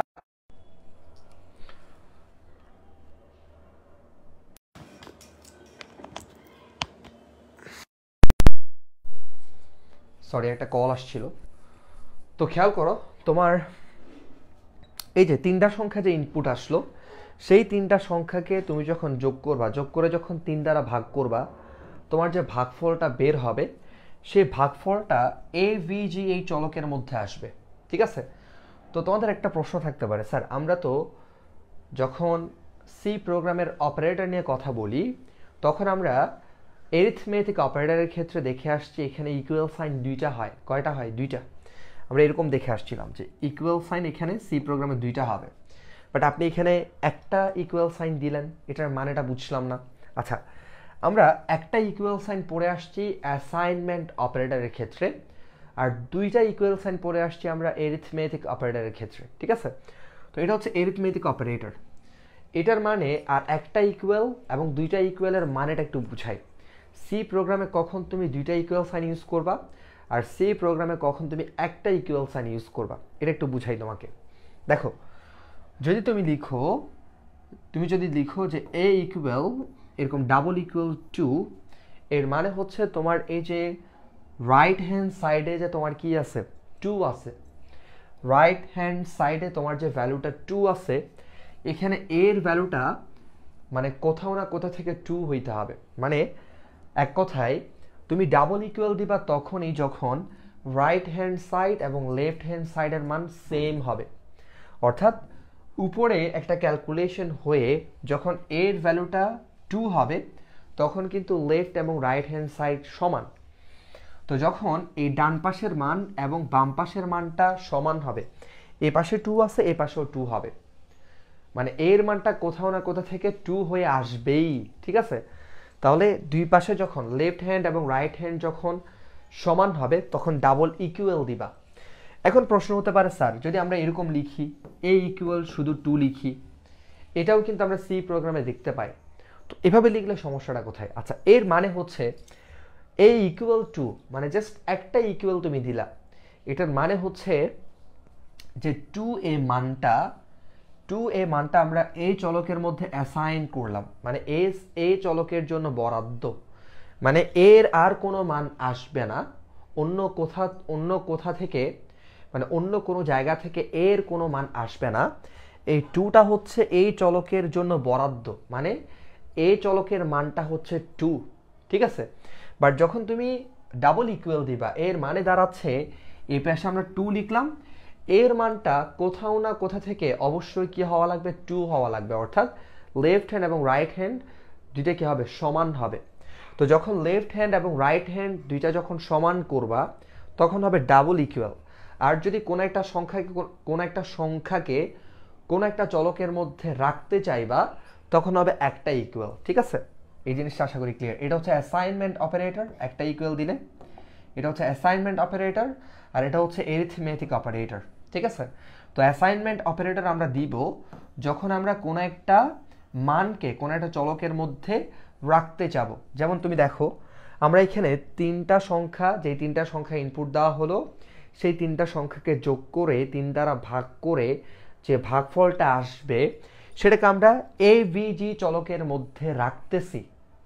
এভিজি চলকের কিন্তু অন্য কোথা থেকে, মানে অন্য কোনো জায়গা থেকে এই চলকের কোনো মান আসবে না। জাস্ট এখানে প্রসেস করে, এখানে ক্যালকুলেট করে যে মানটা পাওয়া যাবে সেটা এই চলকের মধ্যে রাখা হচ্ছে। এজন্য এখানে আমরা একটা ইকুয়াল সাইন দিলাম। এটা হচ্ছে অ্যাসাইনমেন্ট অপারেটর, মানে অ্যাসাইন করলাম মানটাকে এভিজি চলকের জন্য বরাদ্দ করলাম, ঠিক আছে? আচ্ছা, তাহলে আমরা এখানে প্রসেস করে ফেললাম। এখন আমাদের এখানে যে গড়টা বের হলো সেই গড়টা আমরা এই যে এভিজি চলকের মধ্যে রাখলাম, এই চলকটাকে তো আমাদের আউটপুটে দেখাতে হবে। তাহলে এভিজি চলকের মধ্যে যে মানটা রাখা হলো সেটা আউটপুটে দেখা যাবে, অর্থাৎ গড়টা আউটপুটে দেখা যাবে। ঠিক আছে, তাহলে আউটপুট প্রদর্শনের জন্য আমরা যে চলকটা যে ফাংশনটা আমরা ইউজ করি, আউটপুট প্রদর্শনের জন্য আমরা যে ফাংশনটা ইউজ করি সেটার নাম হচ্ছে প্রিন্ট এফ। আচ্ছা, প্রিন্ট এফ ফাংশনটা, এগুলো প্রত্যেকটা সম্পর্কে আমি এক্সপ্লেনেশন দিব, যেগুলো কোত্থেকে আসছে, কোন লাইব্রেরির মধ্যে আছে, এক্সপ্লেনেশন একটু পরে পাবা।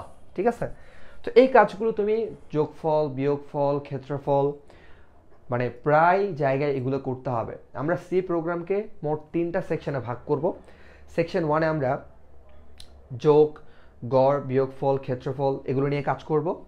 সেকশন 2-তে আমরা কন্ডিশনাল স্টেটমেন্ট নিয়ে কাজ করব, মানে একটা সংখ্যা ধনাত্মক নাকি ঋণাত্মক, তারপর হচ্ছে 3টা সংখ্যার মধ্যে কোনটা ছোট কোনটা বড়, লিপ ইয়ার কীভাবে বের করতে হয়, এই বিষয়গুলো নিয়ে কাজ করব।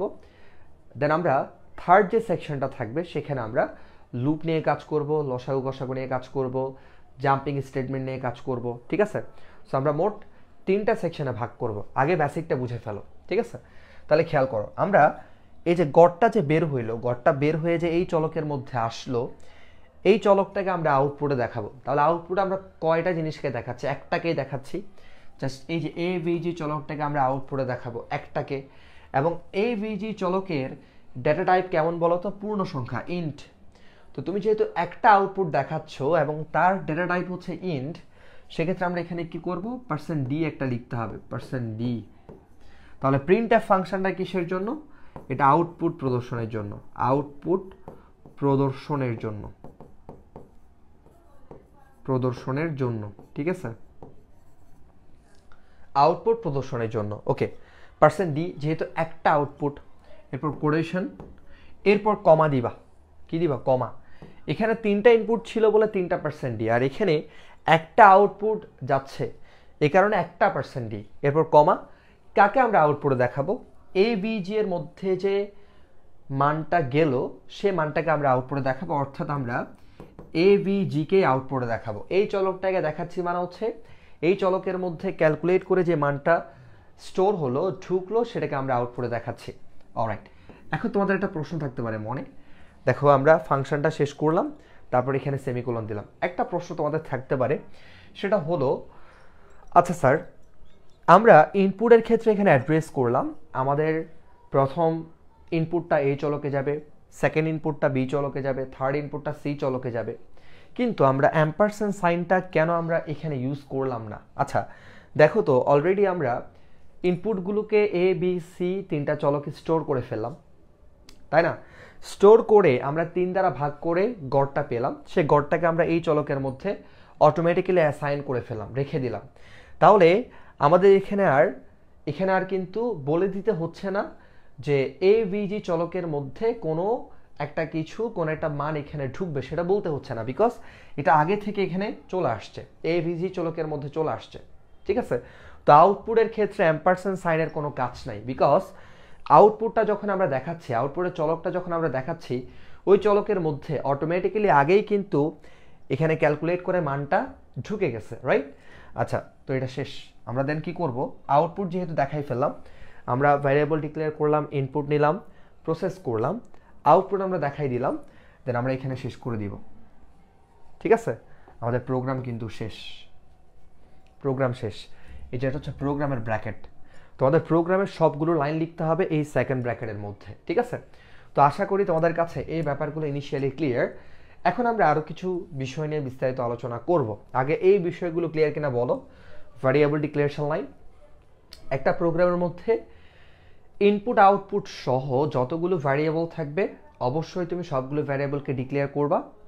হ্যাঁ, সেটা যোগ করো, বিয়োগ করো, ক্ষেত্রফল বের করো, হোয়াট এভার, ইনপুট আউটপুট সহ সবগুলো চলক ডিক্লেয়ার করতে হবে। ঠিক আছে, কারণ সি প্রোগ্রামের ক্ষেত্রে প্রসেস করে মানটাকে কোনো একটা চলকের মধ্যে রাখতে হয়, যেটাকে তুমি আউটপুটে দেখাবা। এরপর তুমি ইনপুট নিবা। হ্যাঁ, ইনপুট নেওয়ার ক্ষেত্রে তোমার ইনপুট কয়টা আছে এবং তাদের ডেটা টাইপ কেমন, সেটার উপর বেস করে এখানে তুমি লিখবা। যদি পূর্ণ সংখ্যা হয় তাহলে %d দিবা, আর যদি ভগ্নাংশ হয় তাহলে %f দিবা, যদি বড় ভগ্নাংশ হয় তাহলে %lf দিবা, যদি ইনপুটগুলো ক্যারেক্টার হয় তাহলে % সি দিবা, কারণ প্রোগ্রামকে বোঝাতে হবে আমার ইনপুটগুলো কী ধরনের। এরপর ইনপুটগুলো ক্রমান্বয়ে কোন কোন চলকের মধ্যে ঢুকবে সেটার জন্য কমা দিয়ে আমি যেভাবে লিখলাম হুবহু এভাবে লিখতে হবে। কমা দিয়ে লিখবে %a, %b, %c। কোটেশনের পরেও কমা হবে এবং এগুলো প্রত্যেকটার পরে কমা হবে। তারপর সেমিকোলন হলো। সেমিকোলন অবশ্যই তোমাদের ইউজ করতে হবে প্রত্যেকটা লাইনের ক্ষেত্রে, তবে কয়েকটা জায়গায় ইউজ করতে হবে না, সেটা আমি পরবর্তীতে বলবো, ঠিক আছে। এরপর তুমি যোগ বিয়োগ গুণ ভাগ কী করবা সেটাকে এখানে লিখে দিবা সিম্পলি। এরপর তোমার এখানে ক্যালকুলেট করে যে মানটা আউটপুট চলকের মধ্যে আসলো সেই আউটপুট চলকটাকে তুমি এখানে প্রিন্টএফ ফাংশনের সাহায্যে আউটপুটের চলকটাকে তুমি দেখাবা। তোমার আউটপুট এভিজি একটা আউটপুট যাচ্ছে, তুমি % ডি দিলা, বিকজ এভিজি এই চলকটার কিন্তু ডেটা টাইপ হচ্ছে পূর্ণ সংখ্যা। এরপর কোটেশনের পরে কমা দিয়ে কে যাবে, এভিজি চলকটা যাবে, সেটা তুমি লিখলা। তার মানে হচ্ছে এভিজি চলকের মধ্যে যে মানটা আছে সেটাই আউটপুটে যাবে, ঠিক আছে। তো আশা করি স্যার এইটুকু তোমাদের কাছে ক্লিয়ার। আচ্ছা, এবার কিছু বিষয় তোমাদেরকে বলি।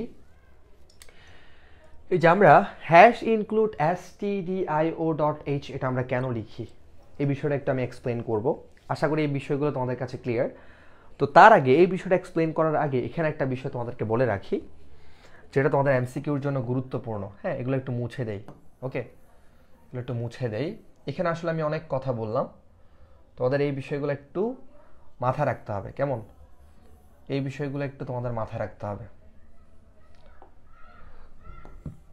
দেখো, আচ্ছা, এখানে একটা বিষয় আমি তোমাদেরকে একটু জানে রাখি। এইটুকু সবার কাছে ক্লিয়ার কিনা একটু আমাকে বলো, এইটুকু ক্লিয়ার কিনা।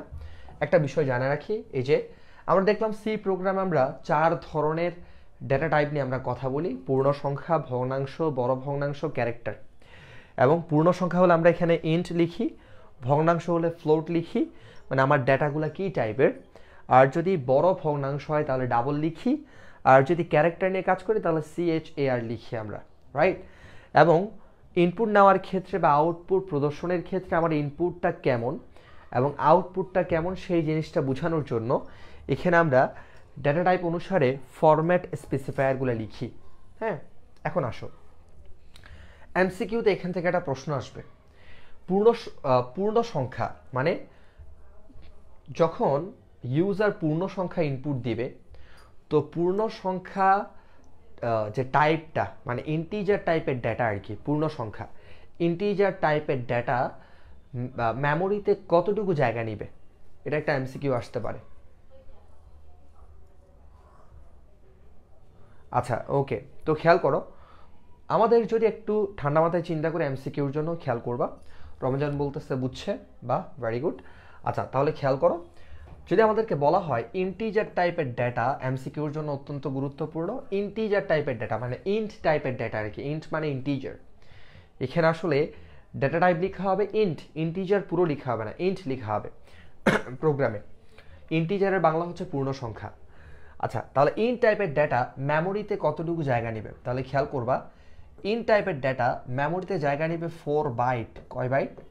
4 বাইট, মানে 4 বাইট জায়গা নেবে। কি বললাম? ইন্টিজার টাইপের ডেটা মানে যখন তুমি 12, 14, 100 যখন তুমি পূর্ণ সংখ্যা ইনপুট দিবা তখন সেটা মেমোরিতে 4 বাইট জায়গা নেবে। আর আমরা জানি 1 বাইট সমান হচ্ছে 8 বিট, রাইট? 8 বিট। 1 বাইট সমান কয় বিট? 8 বিট।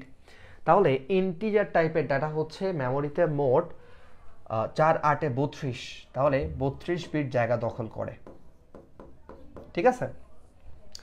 ইন্টিজার টাইপের ডেটা মেমোরিতে কি করে, মানে 32 বিট জায়গা দখল করবে। এরপর দেখো, যদি বলা হয় তোমাকে ফ্লোট টাইপের ডেটা মেমোরিতে কতটুকু জায়গা দখল করবে, ঠিক একই, হ্যাঁ, 4 বাইট জায়গা দখল করবে, তার মানে 32 বিট। মানে ধরো কেউ একজন ইনপুট দিল 5.25, তাহলে এই যে একটা ভগ্নাংশ ইনপুট দেওয়া হলো সেটা মেমোরিতে কতটুকু জায়গা নেবে, সেটাও হচ্ছে 4 বাইট বা 32 বিট জায়গা সে দখল করবে। প্রত্যেকটা পূর্ণ সংখ্যা, প্রত্যেকটা ভগ্নাংশ মেমোরিতে 32 বিট বা 4 বাইট জায়গা দখল করে। এমসিকিউর জন্য গুরুত্বপূর্ণ।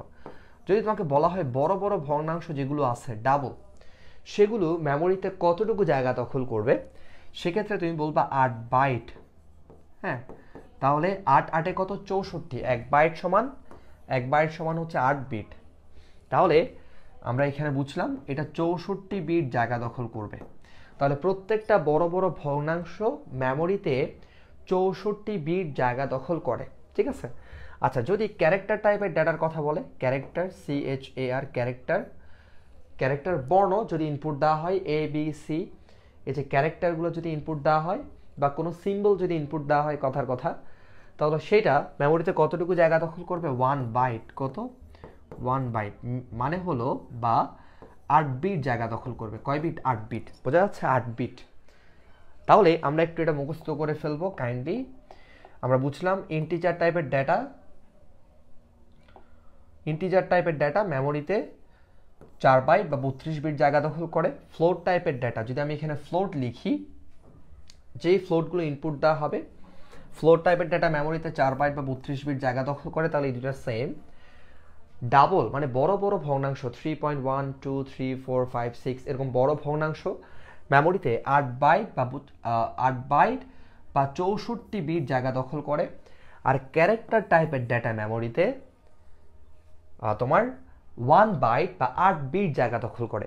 1 বাইট বা 8 বিট জায়গা দখল করে। 1 বাইট বা 8 বিট জায়গা দখল করবে ক্যারেক্টার টাইপের ডেটা, ঠিক আছে। তো এটা আশা করি ক্লিয়ার। তাহলে ডেটা টাইপ থেকে আমরা মোট 3টা বিষয় জানলাম। একটা হচ্ছে কয় ধরনের ডেটা টাইপ এখানে আছে, ইন্টিজার, ফ্লোট, ডাবল, ক্যারেক্টার, এবং ফরম্যাট স্পেসিফায়ার জানলাম। আমরা যদি ইন্টিজার টাইপের ডেটার কথা বলি, যদি এখানে ইন লেখা থাকে তাহলে ইনপুট আউটপুটের জন্য %d লিখব। যদি ফ্লোট লিখি এখানে তাহলে %f লিখব। যদি ডাবল লিখি আমরা এখানে %lf লিখব, লং ফ্লোট। যদি আমরা ক্যারেক্টার লিখি %c লিখব। এবং এই যে ইন্টিজার টাইপের ডেটা যে ইনপুট যাচ্ছে, ফ্লোট ইনপুট যাচ্ছে, ডাবল ইনপুট যাচ্ছে বা ক্যারেক্টার ইনপুট যাচ্ছে, সেগুলো মেমোরিতে কতখানি জায়গা নেয় সেটা আমরা এখানে একটু দেখে ফেলাম, which is very important for এমসিকিউর জন্য খুব গুরুত্বপূর্ণ, ভালো করে মাথায় রাখবা। আচ্ছা, এখানে আরেকটা তথ্য আমি তোমাদেরকে দিতে চাই। ওকে, আমি এখানে আরেকটা তথ্য তোমাদেরকে একটু দিতে চাই, সেটা হচ্ছে স্যার দেখেন, এখানে একটা তথ্য আমি তোমাদেরকে দিতে চাই। যদি তোমাকে বলা হয় সেই ইনফরমেশনটা আমি কোথায় লিখবো? আচ্ছা, এগুলো একটু মুছে দেই, এই যে ইনপুট, হ্যাঁ, এগুলো একটু মুছে দেই। তো আরেকটা ইনফরমেশন তোমাদেরকে একটু দিতে চাই, সেটা হচ্ছে যদি তোমাকে বলা হয় যে ইন্টিজার টাইপের ডেটা, ফ্লোট টাইপের ডেটা, ডাবল টাইপের ডেটা, মানে এইগুলার ক্ষেত্রে আসলে কত ধরনের, মানে সম্ভাব্য কত ধরনের ইনপুট আসলে দেওয়া যাবে। একটা চলকের মধ্যে তো একই টাইমে মানে একটা ডেটা ঢুকবে। যেমন তুমি ধরো এই চলকের কথা যদি আমি বলি, তাহলে এই চলকে ধরো একই টাইমে একটা ইনপুট যাবে, ধরো সেটা 10 120 110 হোয়াট এভার, মানে যে কোনো একটা পূর্ণ সংখ্যা ইনপুট যাবে, ঠিক আছে। এই চলকের মধ্যে একই সময়ে ইন্টিজার টাইপের ডেটা একটা ইনপুট যাবে, মানে একটা স্টোর হবে মেমোরিতে। বাট এরকম সম্ভাব্য কত ধরনের ইনপুট তুমি দিতে পারবা, মানে এরকম সম্ভাব্য তুমি কত ধরনের ইনপুট দিতে পারবা, খেয়াল করো। সেটা বের করার জন্য ধরো পূর্ণ সংখ্যার ক্ষেত্রে সম্ভাব্য কত ধরনের ইনপুট তুমি দিতে পারবা, সেই জিনিসটা বোঝার জন্য তুমি একটু মাথায় রাখবা 2 টু দি পাওয়ার n। এখানে n হচ্ছে বিট সংখ্যা। n কি? n হলো বিট সংখ্যা। ইট মিনস দাঁড়াচ্ছে, তোমাকে যদি বলা হয় পূর্ণ সংখ্যার ক্ষেত্রে, মানে একটা চলকে তো একই টাইমে একটা সংখ্যায় যাবে, বাট এরকম নানা ধরনের কত ধরনের সংখ্যা ওই চলকে স্টোর করতে পারবো বা স্টোর হতে পারে। তাহলে তুমি কি করবা? তুমি মাথায় রাখবা 2 টু দি পাওয়ার n, এটা মাথায় রাখবা। তুমি জাস্ট n এর জায়গায় এই যে ইন্টিজার, ফ্লোট, এগুলো মেমোরিতে কতখানি জায়গা নেয়। হ্যাঁ, আমার সাথে আরাফাত স্যার আছে। জি স্যার, কি অবস্থা? তো খেয়াল করো, এই যে ইন্টিজার, ফ্লোট টাইপের ডেটা মেমোরিতে 4 বাইট অর্থাৎ 32 বিট করে জায়গা নেয়।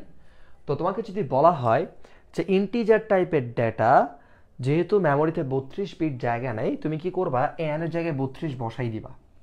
তাহলে ইকুয়াল কত আসবে? ইকুয়াল বিশাল একটা মান আসবে। কি আসবে? মানটা হচ্ছে অনেকটা এরকম। হ্যাঁ, এই যে এখানে মান যেটা আসবে সেটা একটু লিখে দিচ্ছি আমি তোমাকে। মানটা হচ্ছে 4294, খেয়াল করো, 4294 967 967, তারপর হচ্ছে তোমার 296, ঠিক আছে। তাহলে তুমি যখন 2 এর উপরে 32 বসাবা, এত বড় একটা মান আসবে। তার মানে ইন্টিজার টাইপের ডেটা এবং তোমার ফ্লোট টাইপের ডেটার ক্ষেত্রে সম্ভাব্য ওই চলকের মধ্যে সম্ভাব্য এত সংখ্যক ইনপুট হচ্ছে, মানে এত সংখ্যক সংখ্যা, এত ধরনের এত রকমের সংখ্যা ইনপুট দেওয়া যাবে, ঠিক আছে। এমনিতে যখন তুমি ইনপুট দিচ্ছ 10-20, ওটা তো একই টাইমে ওইটাই জাস্ট যাচ্ছে, মানে ওরকম সংখ্যার ক্ষেত্রে ডিফারেন্ট নানা ধরনের সংখ্যা এত সংখ্যক ওই চলকের মধ্যে স্টোর হতে পারবে।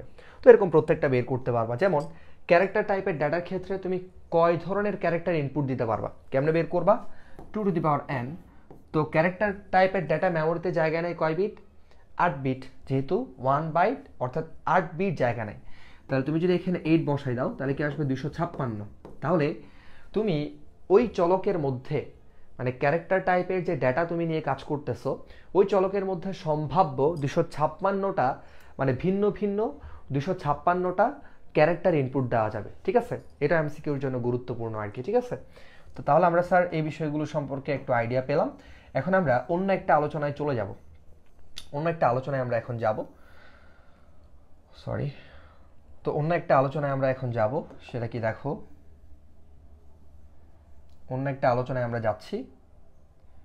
ওকে, হ্যাঁ, বেসিক স্ট্রাকচার হচ্ছে এটাই, যে সেকেন্ড ব্র্যাকেট দেখতে পাচ্ছ, সেকেন্ড ব্র্যাকেট, এটা একটু ভালো করে দেই তোমাদের বোঝানোর সুবিধার্থে। এই যে সেকেন্ড ব্র্যাকেট, এটা হচ্ছে বেসিক স্ট্রাকচার, ঠিক আছে। আচ্ছা, এবার আসো। ওয়ালাইকুম আসসালাম। আচ্ছা, আমাকে ইসমাইল বলতেছে, ভাইয়া বোর্ডে কালার আগের ক্লাসগুলো ভালো ছিল। আচ্ছা স্যার, আমি ইউটিউবে আপনার ভিডিও দেখে আমি অনেক কিছু শিখেছি, আমাকে ইয়াসমিন মুন্নি বলছে, যাক আলহামদুলিল্লাহ। আচ্ছা, আগের কালার ভালো ছিল বলতে ভাইয়া বুঝি নাই আমি আসলে, এই কালারটা কি ভালো লাগতেছে না? আচ্ছা, তুমি যেহেতু বলছো, আমি পরবর্তী ক্লাস থেকে কালার চেঞ্জ করব। ওকে, দেখো, হোয়াইট দিব ব্যাকগ্রাউন্ড, কি বলো? হোয়াইট দিলে আমার একটু ব্রাইট দেখাবে। আচ্ছা, তো দেখো, তাহলে আমরা এই বিষয়গুলো সম্পর্কে জানলাম। এখন আমরা কথা বলবো এই যে লাইব্রেরি ফাংশন নিয়ে, এবং মেইন ফাংশন নিয়ে কিছু কথা আছে, লাইব্রেরি ফাংশন নিয়ে কথা আছে, এগুলো ইম্পর্টেন্ট, ঠিক আছে। মানে মূল আলোচনা হচ্ছে মানে এগুলো, এতক্ষণ যা বললাম তা তো আছেই, এবং সাথে এইগুলো হচ্ছে খুব ইম্পর্টেন্ট কথা। মানে কেন আমরা হ্যাশ ইনক্লুড stdio.h এটা ইউজ করব, আমি কি ঠেকাই পড়ছি, এটা আমার কেন ইউজ করতে হবে, এটা কারণটা কি, হ্যাঁ, বা এখানে অন্য কিছু ইউজ করা যাবে কিনা, বা কেন সি প্রোগ্রামে এটা বারবার ইউজ করতে হয়, সেই বিষয়গুলো সম্পর্কে আমরা একটু কথা বলার চেষ্টা করব, জানার চেষ্টা করব আর কি, ঠিক আছে। তো দেখো তাহলে আমরা পাশের এই বিষয়গুলো একটু মুছে ফেলবো, কারণ এগুলোর হচ্ছে প্রয়োজন শেষ। প্রয়োজন না থাকলে জীবন থেকে আমরা অনেক কিছু কি করে ফেলি, মুছে ফেলি, রাইট। আবার এটা বলার পরে পোলাপান কিছু দেখবা ডিপ্রেশনে চলে গেছে, বয়সটাই আসলে ডিপ্রেশনের, ঠিক আছে। তো দেখো, আসলে এখন আমরা এখানে কয়েকটা বিষয় সম্পর্কে একটু কথা বলবো। তাহলে এই জিনিসটা, এটাকে বলা হয় আসলে এই যে এই সম্পূর্ণ হ্যাশ ইনক্লুড stdio.h, হ্যাঁ, এই পুরো জিনিসটাকে বলা হয় হেডার ফাইল। কি বলা হয়? হেডার ফাইল বলা হয়, ঠিক আছে। আচ্ছা, তো এর মধ্যে তুমি যে stdio.h দেখতে পাচ্ছ, এই যে এই জিনিসটাকে, এটা কিন্তু আবার ফার্স্ট ব্র্যাকেট মাথায় রাখবা, এই যে এই জিনিসটাকে বলা হয় লাইব্রেরি। কি বলা হয়? লাইব্রেরি, ঠিক আছে। আচ্ছা, তাহলে এই জিনিসটাকে কি বলা হয়? লাইব্রেরি বলা হয়। ওকে, এটাকে বলা হয় লাইব্রেরি। ওকে ওকে, নোমান বলতেছে কালার হোয়াইট দিয়ে না, এটা ঠিক আছে না? এখন যেটা আছে এটা ভালো আছে, আমার থেকে ভালো লাগতেছে এটা, ঠিক আছে। এখন আবার ব্ল্যাক দেওয়া যাবে না, বিকজ ব্ল্যাক দিলে হচ্ছে যেটা হয়, আমার মানে আমার সামনে যা কিছু আছে সেগুলো আবার তোমরা দেখতে পাবা, ঠিক আছে। সামনে বলতে মানে সামনে খুব সুন্দর একটা ডেকোরেশন আছে, এটা দেখতে পাবা, এর জন্য হচ্ছে আমি ব্ল্যাক দিচ্ছি না। ওকে, আচ্ছা, তো খেয়াল করো, আমরা রমজান বলতেছে স্যার হ্যাশ ইনক্লুড stdio.h, এখানে তো কি পাস্ট ব্র্যাকেট না তো ভাইয়া, এটা এটা হচ্ছে ফার্স্ট ব্র্যাকেট, ঠিক আছে, এটা ফার্স্ট ব্র্যাকেট। তো খেয়াল করো, না এখানে হচ্ছে অ্যাঙ্গেল ব্র্যাকেটই হবে, এই যে যে ব্র্যাকেটটা চোখে দেখতে পাচ্ছ এটাই হবে, ঠিক আছে। আচ্ছা, স্পেল বলতেছে কালার যে কোনো হোক, কোথাও কোথাও মনে হচ্ছে রং চলে গেছে, নট লাইক দ্যাট। এটা আসলে ব্যাকগ্রাউন্ড যেটা আছে মনা, বুঝছো, কথা শোনো মনা, ব্যাকগ্রাউন্ড যেটা আছে এই ব্যাকগ্রাউন্ডটা হচ্ছে এমন, হ্যাঁ কিছু কিছু জায়গায় হচ্ছে একটু মানে কালারিং, হ্যাঁ কালারফুল জীবন। আচ্ছা, আমাকে একজনে বলতেছে ভাই একটা প্রশ্ন ছিল, দ্রুত করো দ্রুত, ঠিক আছে সময় কম। ইমরান সরকার একটা প্রশ্ন করবে, সবাই একটু দাঁড়াও। তুমি একটা সালাম দিছো, ওয়ালাইকুম আসসালাম, এটা কি তোমার প্রশ্ন ছিল ভাইয়া? আচ্ছা দেখো, তো আচ্ছা তাহলে, আচ্ছা তো দেখো, তোমরা কিন্তু হচ্ছে ওই যে ক্লাসটা শেয়ার করো না, বুঝছো, এটা একটা খুব দুঃখ আমার জীবনে। তোমরা কিন্তু খুব সেলফিশ পারসন, হ্যাঁ, তোমরা হচ্ছে ক্লাসটা শেয়ার করতে চাও না, মানে তোমরা বলো হচ্ছে ভাইয়া আমাদের জাস্ট আমরাই দেখবো ক্লাস, আর কারো দেখার দরকার নাই, ঠিক আছে। তো দেখো তাহলে, এই যে আমরা এই সম্পূর্ণ অংশটাকে, এই যে আচ্ছা, রমজান মনে হয় এটা বলছে যে এটা মনে হয় একটু খেয়াল করবা, এই জিনিসটা আসলে এটা আমি দিছিলাম বোঝানোর জন্য, বুঝছো, মানে এই জিনিসটা যে সবসময় ইউজ করতে হয় সেটা বোঝানোর জন্য এটা দিছিলাম। তুমি এটাকে আবার সিরিয়াসলি নিয়ে ফেলছো, হ্যাঁ, জীবনে যদি সব কিছু সিরিয়াসলি নাও দেখবা জীবনে সবসময় বিপদে পড়বা। তো সব জিনিস হচ্ছে সিরিয়াসলি নেওয়া যাবে না সব সময়। এই যে এটা হবে না, ঠিক আছে, মানে তুমি প্রশ্নটা করছো এটা ভ্যালিড, ঠিক আছে, মানে আমি এখানে যেটা দিছিলাম এটা তো ক্লাসের শুরুতে বলছি, জাস্ট তোমাদেরকে বোঝানোর জন্য যে এই অংশটা মানে হ্যাশ ইনক্লুড stdio.h এবং মেইন ফাংশন, এই জিনিসগুলো সেই প্রোগ্রামে সব সময় লিখতে হবে সেটা বোঝানোর জন্য দিছিলাম। আচ্ছা, তুমি এটা সিরিয়াসলি নিয়ে ফেলছিলা, হ্যাঁ, মানে এটা মনে হয় হবে এরকম একটা কনফিউশন ছিল তোমার। আচ্ছা, এটা দূর করে দিলাম, সেটা হচ্ছে এটা হবে না, জাস্ট তোমাদেরকে বোঝানোর জন্য দিছিলাম আর কি।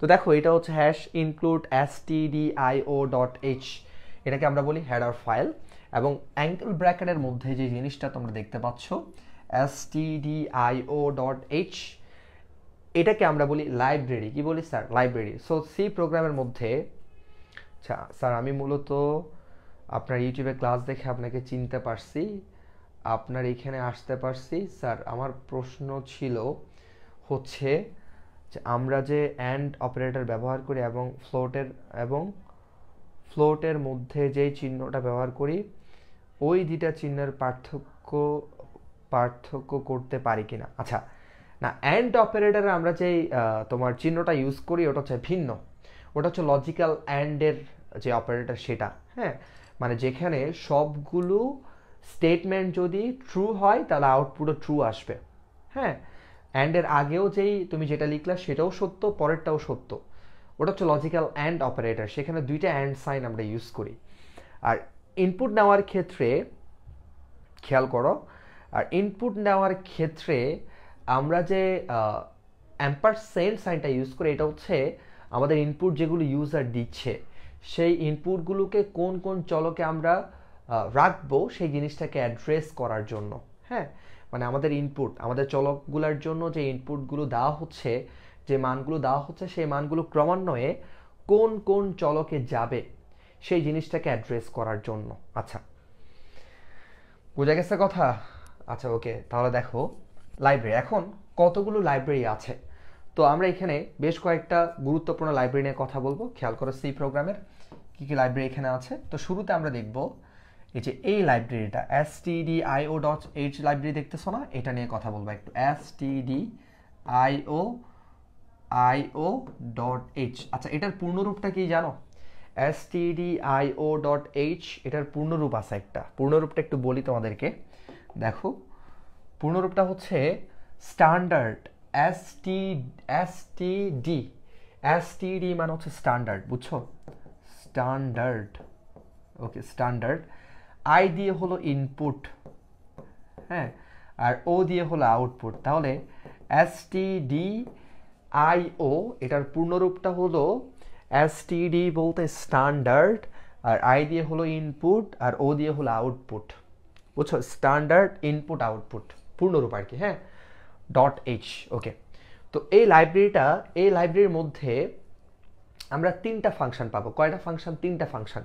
যে ফাংশনগুলো অলরেডি আমরা এখানে ইউজ করলাম, খেয়াল করবা, এই যে আমরা এখানে মেইন ফাংশন ইউজ করলাম, আমরা এখানে স্ক্যানএফ ফাংশন ইউজ করলাম। আমরা জানি ফাংশন চেনার উপায় হচ্ছে ফার্স্ট ব্র্যাকেট থাকবে, তবে তিনটা ছাড়া, ফর, হোয়াইল এবং ইফ, এগুলোর পরে ফার্স্ট ব্র্যাকেট থাকে, তবে এগুলো কিন্তু ফাংশন নয়। এমসিকিউতে অনেক ক্ষেত্রে আসে নিচের কোনটি ফাংশন নয়, তাহলে তুমি বলবা, যেমন ফর থাকলে বলবা ফর ফাংশন নয়, ইফ থাকলে বলবা ইফ ফাংশন নয়, ওয়াইল থাকলে বলবা ওয়াইল কি নয়, ফাংশন নয়। যদি এগুলোর পরে ফার্স্ট ব্র্যাকেট থাকে, but those are not function. ঠিক আছে, এগুলোর কাজ ভিন্ন, এগুলো আমরা পরে জানবো। এখন সব কিছু শিখতে গেলে মাথা আওলাই যাবে, ঠিক আছে, তো আমরা অল্প অল্প করে শিখবো আর কি। ওকে, তো তাহলে আমরা বুঝলাম যে এসটিডি মানে হচ্ছে স্ট্যান্ডার্ড, আই দিয়ে হলো ইনপুট, ও দিয়ে হলো আউটপুট, আর এইচ মানে কি, হেডার ফাইল। ঠিক আছে, ওকে, তো এটার মধ্যে তিনটা ফাংশন আমরা পাবো। কয়টা ফাংশন স্যার? তিনটা ফাংশন পাবো। কয়টা? তিনটা ফাংশন। তাহলে কি কি পাবো আমরা? আমরা এখানে পাবো হচ্ছে মেইন ফাংশন। খেয়াল করো, ফাংশন অলওয়েজ স্মল লেটার হবে, ফাংশন এবং কিওয়ার্ড অলওয়েজ স্মল লেটার হবে। তাহলে মেইন ফাংশন আমরা পাবো, তারপর আমরা এখানে স্ক্যানএফ ফাংশন পাবো, স্ক্যানএফ, হ্যাঁ, এরপর আমরা এখানে প্রিন্টএফ একটা ফাংশন পাবো। কি পাবো? প্রিন্টএফ একটা ফাংশন পাবো। তাহলে stdio.h এই লাইব্রেরির মধ্যে কয়টা ফাংশন পাওয়া যায়? তিনটা, main function, scanf function, printf function. ঠিক আছে, এরপর আমরা আরেকটা এখানে কথা বলবো, সেটা হচ্ছে maths.h। যদি কখনো তোমার ম্যাথমেটিক্যাল কোনো কাজ করতে হয়, মানে ম্যাথমেটিক্যাল কাজ করার জন্য যদি কখনো তোমার ফাংশন ইউজ করা লাগে, বুঝতে পারছো, তখন তুমি এখানে ইউজ করতে পারো। যদিও অনেকগুলা ফাংশন এখানে আছে, বাট যেগুলো আমাদের দরকার সেগুলো আমরা পড়বো। যেমন এখানে পাও একটা ফাংশন আছে, যেটা পাওয়ারের কাজ করার জন্য ইউজ করা হয়। পাও ফাংশন পাওয়ারের কাজ করার জন্য, পাওয়ারের কাজ মানে পাওয়ারের কাজ তো বুঝছো তো আশা করি, মানে এ স্কোয়ার, হ্যাঁ, এরকম পাওয়ারের কাজ, এ কিউব, এরকম পাওয়ারের কাজগুলা করার জন্য। হ্যাঁ, এরপর আরেকটা ফাংশন এখানে আমরা ইউজ করি, সেটা হচ্ছে SQRT। SQRT এটা হচ্ছে ওই যে রুটুবারের কাজ করার জন্য, রুটুবার, হ্যাঁ, রুটের কাজ করার জন্য আর কি, এই যে এটার কাজ করার জন্য। তাহলে পাওয়ারের কাজ করলে বা রুটের কাজ করলে তখন আমরা এই ফাংশনগুলো ইউজ করব, পাও ফাংশন, SQRT ফাংশন, এগুলো। আচ্ছা, এরপরে আসো আমরা এখানে একটা পড়ব কোণীয়.h। আচ্ছা, এটার মধ্যে একটা ফাংশন আছে যেটা হচ্ছে গ্যাচ ফাংশন, GETCH, গ্যাচ ফাংশন, গ্যাচ। হ্যাঁ, এই গ্যাচ ফাংশনটা কি এটা নিয়ে একটু কথা বলি। হ্যাঁ, তাহলে গ্যাচ ফাংশনটা হচ্ছে মূলত, মানে এটার পূর্ণরূপ হচ্ছে মূলত গেট ক্যারেক্টার। গ্যাচ মানে GET, গ্যাট, CH মানে হচ্ছে ক্যারেক্টার, বুঝছো, তো এটার পূর্ণরূপ হচ্ছে মূলত গেট ক্যারেক্টার, বুঝছো। তো এটা মূলত আসলে এই ফাংশনটা মূলত দুইটা কারণে ইউজ করা হয়। একটা হচ্ছে মানে কোনো একটা ক্যারেক্টার, কোনো একটা বর্ণ ইনপুট নেওয়ার জন্য, কোনো একটা বর্ণ হচ্ছে ইনপুট নেওয়ার জন্য। হ্যাঁ, দেখো গ্যাচ ফাংশনটা আমরা মানে কোণীয়.h এই লাইব্রেরির মধ্যে যে ফাংশনটা আছে, গ্যাচ ফাংশনটা, সেটা দুইটা কারণে ইউজ করা হয়। প্রথম কারণটা হচ্ছে তুমি যদি কোনো ক্যারেক্টার ইনপুট নিতে চাও, তাহলে ক্যারেক্টার, এই যে গ্যাচ, এটার পূর্ণরূপ হচ্ছে গ্যাট ক্যারেক্টার। তুমি যদি কোনো একটা ক্যারেক্টার ইনপুট নিতে চাও, তাহলে গ্যাচ ফাংশনটা ইউজ করা হয়। আর তুমি যদি চাও যে তোমার আউটপুট যে দেখাচ্ছে, আউটপুটের যে স্ক্রিনটা আছে, সেই স্ক্রিনটাকে তুমি চাচ্ছ একটু সময় ধরে অপেক্ষা করানোর জন্য, মানে ইউজারকে আউটপুট স্ক্রিনটা একটু মানে দীর্ঘ সময় দেখাতে চাচ্ছ, স্ক্রিনটা ধরে রাখার জন্য, আউটপুট স্ক্রিনটাকে ওয়েটিংয়ে রাখার জন্য, অপেক্ষায় রাখার জন্য, যে ইউজারকে আমি একটু সময় নিয়ে আউটপুটটা দেখাতে চাচ্ছি, সেই কারণে এটা ইউজ করা হয়। তাহলে এই যে গ্যাচ ফাংশনটা দুইটা কারণে ইউজ করা হয়, একটা হচ্ছে ক্যারেক্টার ইনপুট নেওয়ার জন্য, আরেকটা হলো যে তোমার আউটপুট স্ক্রিনকে অপেক্ষায় রাখার জন্য, মানে একটু সময় ধরে যেন আউটপুটটা দেখানো যায়। তবে এখনের কম্পাইলার যেগুলো আছে সেই কম্পাইলারগুলো অনেক স্মার্ট, সো এর জন্য আসলে আউটপুট স্ক্রিনকে অপেক্ষায় রাখার জন্য আমাদের কিন্তু এটা এখন ইউজ করতে হয় না, ঠিক আছে। আচ্ছা, যদিও এখানে আমরা মূলত কোন কোন ফাংশনগুলো নিয়ে কাজ করব সেটা আমি পরে এক্সপ্লেইন করব, টেনশনের কোনো দরকার নাই। দেখতেছো অনেক, বাট সবগুলো কিন্তু কাজের না, ঠিক আছে। আচ্ছা, এরপরে আসি, এরপরে গুরুত্বপূর্ণ একটা বিষয় নিয়ে এখন আমরা আলোচনা করব। তো এটা একটু উপরে লিখলে আমার আই থিঙ্ক আমার জন্য ভালো হয়, বুঝছো, আমাদের একটু এখানে স্পেসের দরকার হবে। তো দেখো, আমরা ম্যাথ ডট এইচ এর মধ্যে দুইটা পাচ্ছি, একটা হচ্ছে পাও ফাংশন, আর এটা আমরা পাচ্ছি তোমার SQRT, মানে রুটের কাজ করার জন্য এটা পাচ্ছি। আর এটা পেলাম হচ্ছে conio dot H, conio dot H, যেখানে আমরা একটা ফাংশন পাচ্ছি উইচ ইজ গ্যাচ ফাংশন। আচ্ছা, এবার আসি, এখানে আমরা একটা ফাংশন পাবো, সেটা হচ্ছে তোমার স্ট্রিং ডট এইচ, স্ট্রিং, ঠিক আছে, স্ট্রিং ডট এইচ। এখন সরি, ফাংশন না, লাইব্রেরি, স্ট্রিং ডট এইচ, এখানে একটা লাইব্রেরি আমরা লিখলাম স্ট্রিং ডট এইচ। এখন প্রশ্ন হচ্ছে স্যার এই লাইব্রেরিটার কাজ কি? এই লাইব্রেরিটার কাজ কি? দেখো, ধরো আমি বললাম, হ্যাঁ, আমার ইউটিউব চ্যানেলের নাম তো সবাই জানো, আমার ইউটিউব চ্যানেলের নাম কি বলো তো? আমার নামই, ঠিক আছে। এগুলো মুছে দিই, এখন তো এগুলোর দরকার নাই। প্রয়োজন শেষে জীবন থেকে সবাই সবাইকে মুছে ফেলে। দেখবা তোমরাও এখন আমার ক্লাস করতেছো, একটা সময় গিয়ে দেখবা তোমরা আমাকে ভুলে গেছো, ঠিক আছে। এখন দরকার, এর জন্য তোমরা দেখতেছো, বিশেষ করে যারা ইউটিউবে ক্লাস দেখে তারা এখন আমাকে, মানে এখন অনেকেই ক্লাস করতেছে, দেখবা যখন পরীক্ষা শেষ তখন আমিও শেষ, ঠিক আছে। তো দেখো, এখানে খেয়াল করবা স্ট্রিং ডট এইচ। তো স্ট্রিং জিনিসটা কি? ধরো তোমাকে বলা হচ্ছে, এই যে আমার নামটা একটু লিখতেছি, হ্যাঁ, আমার নামটা একটু লিখলাম হুমায়ুন। আচ্ছা, তো তোমাকে বলা হলো এই যে আমার নামটার মধ্যে কতটা ক্যারেক্টার আছে এটা বের করার জন্য প্রোগ্রামের সাহায্যে। তখন তোমার এই যে স্ট্রিং ডট এইচ এই লাইব্রেরিটা লাগবে, কারণ এই লাইব্রেরির মধ্যে এমন ফাংশন আছে যেগুলো হচ্ছে একটা ওয়ার্ড অথবা একটা সেন্টেন্সে কতগুলো লেটার আছে সেটা বের করে দিতে পারবে, ঠিক আছে। তাহলে খেয়াল করো, স্ট্রিং ডট এইচ এর মধ্যে দুইটা ফাংশন আছে, একটা হলো strlen, খেয়াল করো, strlen ফাংশন। তো স্ট্রিং জিনিসটাকে একটু বুঝাই। দেখো, সি প্রোগ্রামের ভাষায়, মানে সি ভাষায় কোন একটা ওয়ার্ডকে খেয়াল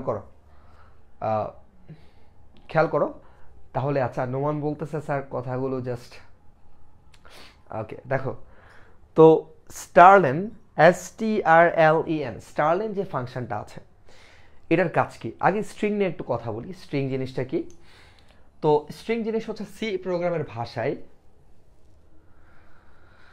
আচ্ছা, ভালো আন্তরিক স্যারকে জীবনে কেউ ভুলে না। হ্যাঁ, অনেকেই আছে ভুলে না, অনেকেই আছে যারা এখনো পর্যন্ত মিস করে। আসলে এটা জাস্ট এমনি বললাম আর কি। তবে দেখা যায় অনেক স্টুডেন্ট যারা ধরো অনেক আগের ব্যাচের, হ্যাঁ, 22 ব্যাচ, 23 ব্যাচ বা তারও আগের ব্যাচের, যদি কোনো কারণে দেখা হয় বা কথা হয়, মানে মনে হয় যে না, এই দিনই হচ্ছে ওদের সাথে আমার দেখা হতো বা কথা হতো। অফলাইনের কথা বলতেছি, আর অনলাইনের ক্ষেত্রে তো অনেকেই আছে যারা আসলে অনেকেই আছে যারা পড়ছে, হ্যাঁ, তবে সবাই তো আর মনে রাখে না, ঠিক আছে। আচ্ছা, যাই হোক, তো কথা হচ্ছে যে আমার পক্ষ থেকে তোমাদেরকে যতটুকু সাপোর্ট করে আমি সাপোর্ট করে যাচ্ছি, তোমরা যাতে করে ভালো একটা জায়গায় যাও, তাহলে যেটা হবে যে আমরা হচ্ছে স্যাটিসফাইড হব যে তোমরা ভালো ভালো জায়গায় এখন আছো। আমাকে বা কখনো না কখনো, মানে একটা না একটা সময় ফিল করবা, ঠিক আছে। এটাই হচ্ছে আমাদের প্রাপ্তি। জাস্ট এটাই যে দোয়া করবা, দোয়া করলে এনাফ, কারণ মানুষের দোয়ায় মানুষ অনেক অনেক অনেক উপরে যেতে পারে, ঠিক আছে। আচ্ছা, তো তোমাদের কাছে সবসময় এটাই কামনা থাকবে যে তোমরা অনেক বেশি দোয়া করবা, যাতে করে শারীরিক, মানসিক এবং সব দিক থেকে আল্লাহ তাআলা ভালো রাখে, ঠিক আছে। আচ্ছা, তো খেয়াল করো তাহলে যেটা বলছিলাম, তো সি প্রোগ্রামের ভাষায় একটা বাক্যকে বা একটা শব্দকে কি বলা হয়? স্ট্রিং বলা হয়। তাহলে সি প্রোগ্রামের ভাষায় এই যে সেন্টেন্স, হ্যাঁ, সেন্টেন্স বা ওয়ার্ড, সেন্টেন্স বা ওয়ার্ড মানে একটা বাক্য বা একটা শব্দকে সি প্রোগ্রামের ভাষায় কি বলা হয়? স্ট্রিং বলা হয়। কি বলা হয়? স্ট্রিং। তাহলে সি প্রোগ্রামের ভাষায় আমরা বলবো সেন্টেন্সকে স্ট্রিং বলবো, বা ওয়ার্ডকে আমরা কি বলবো? স্ট্রিং বলবো। সেন্টেন্স বা ওয়ার্ডকে আমরা কি বলবো? স্ট্রিং বলবো। হ্যাঁ, আমি কিন্তু অনেক দিন পরে ক্লাস নিচ্ছি, মানে অনেক দিন পর বলতে প্রায় মাঝখানে, মানে 23-24-এর পরীক্ষার সময় মাঝখানে কয়েকটা ক্লাস নিয়েছিলাম, এরপরে কিন্তু অনেক দিন, মানে 24-এর পরীক্ষার হওয়ার পরে কিন্তু আর কোনো ক্লাস আমি নেই নাই। এর জন্য একটু দেখা যাচ্ছে এঙ্গেজমেন্টটা কম আর কি, ঠিক আছে? তো যাই হোক, ইনশাল্লাহ সামনে হবে। তো দেখো তাহলে সি প্রোগ্রামের ভাষায় সেন্টেন্স বা ওয়ার্ডকে স্ট্রিং বলা হয়। তো স্টারলেন এই ফাংশনটা কি করে? স্টারলেন ফাংশনটা হচ্ছে একটা ওয়ার্ড বা একটা সেন্টেন্সের মধ্যে কতগুলো ক্যারেক্টার আছে। মনে রাখবা, সি প্রোগ্রামের ভাষায় একটা ওয়ার্ডকে স্ট্রিং বলা হচ্ছে বা একটা সেন্টেন্সকে স্ট্রিং বলা হচ্ছে। যেমন আমি বললাম যে I love Bangladesh, I love Bangladesh, right? একটা সেন্টেন্স আমি বললাম, তাহলে এই সেন্টেন্স এটাকে স্ট্রিং বলা হচ্ছে বা এই ওয়ার্ডটাকে স্ট্রিং বলা হচ্ছে। তো স্টারলেন ফাংশনটা কি করে, যে একটা সেন্টেন্সে বা একটা ওয়ার্ডের মধ্যে কতগুলো ক্যারেক্টার আছে, ক্যারেক্টার মানে বুঝছো, বর্ণ আছে, সেটা বের করে স্পেস সহ। স্পেস মানে বুঝছো, মাঝখানে যে স্পেস থাকে না সেটা সহ। যেমন তুমি যদি স্টারলেন ফাংশনের সাহায্যে আই লাভ বিডি, হ্যাঁ, তারপর এটা এটা দিলাম, আমি ফুল স্টপ দিলাম, ফুল স্টপটা আরও কাছে দেই, হ্যাঁ, ফুল স্টপটা আরও কাছে দেই, ধরো এখানে দিলাম, হ্যাঁ। তো তোমাকে যদি বলা হয় এখানে কয়টা, মানে এটার দৈর্ঘ্য কত, দৈর্ঘ্য বলতে আসলে বোঝাচ্ছে এখানে কতটা ক্যারেক্টার আছে।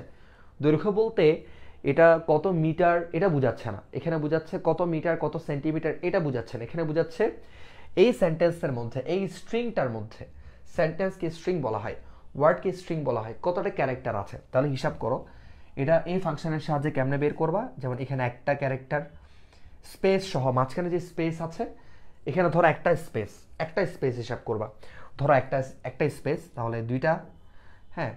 তারপর লাভ এখানে আছে চারটা ক্যারেক্টার আছে, এখানে ধরো একটা স্পেস দিলাম, তাহলে 5, এখানে একটা, হ্যাঁ, তাহলে একটা, দুইটা, তিনটা, চারটা, পাঁচটা, ছয়টা, সাতটা, 8, 9, ফুল স্টপ সহ 10। তাহলে আই লাভ বাংলাদেশ এখানে স্পেস সহ ফুল স্টপ সহ এখানে ক্যারেক্টার আছে কয়টা? ক্যারেক্টার আছে হচ্ছে এখানে 10টা।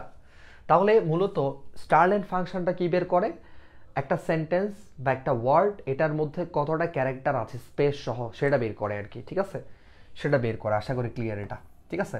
এখন আসো, এখানে আরেকটা ফাংশন আছে, আরেকটা ফাংশন, সেটা হচ্ছে, খেয়াল করো, ফাংশনটা হলো strcmp। খেয়াল করো, strcmp, strcmp একটা ফাংশন আছে, strcmp একটা ফাংশন আছে। এই ফাংশনটা কি করে, ধরো আমি বললাম এখানে হুমায়ুন, হ্যাঁ, ধরো এখানে আমি লিখলাম হুমায়ুন, ঠিক আছে, এখানে আমি লিখলাম হুমায়ুন।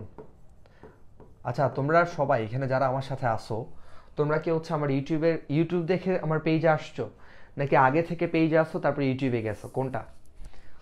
ওকে, তাহলে দেখা, একটা হুমায়ুন লিখলাম আর একটা লিখলাম হচ্ছে হুমায়ুন স্যার, ঠিক আছে? এটা লিখলাম, মনে করো হুমায়ুন স্যার। ওকে, তাহলে খেয়াল করবা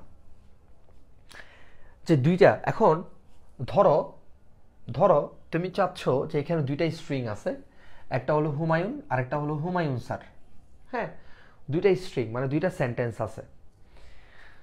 রমেন বলতে, স্যার আপনার ভিডিওগুলো ইউটিউবে দেখার পর অনলাইন ক্লাস করার জন্য অনেক দিন অপেক্ষা করার পর আজকে আপনার ক্লাসটা পেয়েছি, আপনার ক্লাসগুলো খুব ভালো লাগে। আচ্ছা, যাই হোক, আলহামদুলিল্লাহ, অনেক ভালো লাগতেছে শুনে। এরপর নুমান বলছে, ইয়েস স্যার, ইউটিউব থেকেই। আচ্ছা, যাই হোক, আলহামদুলিল্লাহ। তো খেয়াল করো তাহলে, তো এখানে এই যে দুইটা আমি স্ট্রিং লিখলাম, একটা হচ্ছে হুমায়ুন আর একটা হলো হুমায়ুন স্যার, ঠিক আছে, দুইটা স্ট্রিং আমি এখানে লিখলাম। এখন ব্যাপারটা হচ্ছে, খেয়াল করবা, ব্যাপারটা হচ্ছে এই যে দুইটা স্ট্রিং যে আমি লিখলাম, তুমি চাচ্ছ এই দুইটা স্ট্রিং এর মধ্যে কোনটা বড় কোনটা ছোট সেই জিনিসটা তুমি বের করবা, কোনটা বড় বা কোনটা ছোট সেই জিনিসটা তুমি কি করবা, বের করবা, ঠিক আছে? তাহলে খেয়াল করো, দুইটা স্ট্রিং এর মধ্যে, মানে দুইটা সেন্টেন্সের মধ্যে কোনটা বড় বা দুইটা ওয়ার্ডের মধ্যে কোনটা বড় কোনটা ছোট সেটা বের করবো। এখন প্রশ্ন হতে পারে স্যার বড় ছোট বলতে আপনি কি বোঝাচ্ছেন? এটা কি দৈর্ঘ্য বড় ছোট বোঝাচ্ছেন, মানে কত সেন্টিমিটার কত মিটার বড় সেটা বোঝাচ্ছেন, নাকি অন্য কিছু? আসলে আমি দৈর্ঘ্য কত বড় কত ছোট, দৈর্ঘ্য প্রস্থ কত বড় কত ছোট সেটা বোঝাচ্ছি না। আসলে তুমি যখন strcmpa ফাংশনের সাহায্যে দুইটা স্ট্রিংকে তুলনা করবা, দুইটা স্ট্রিংকে কি করবা? তুলনা করবা।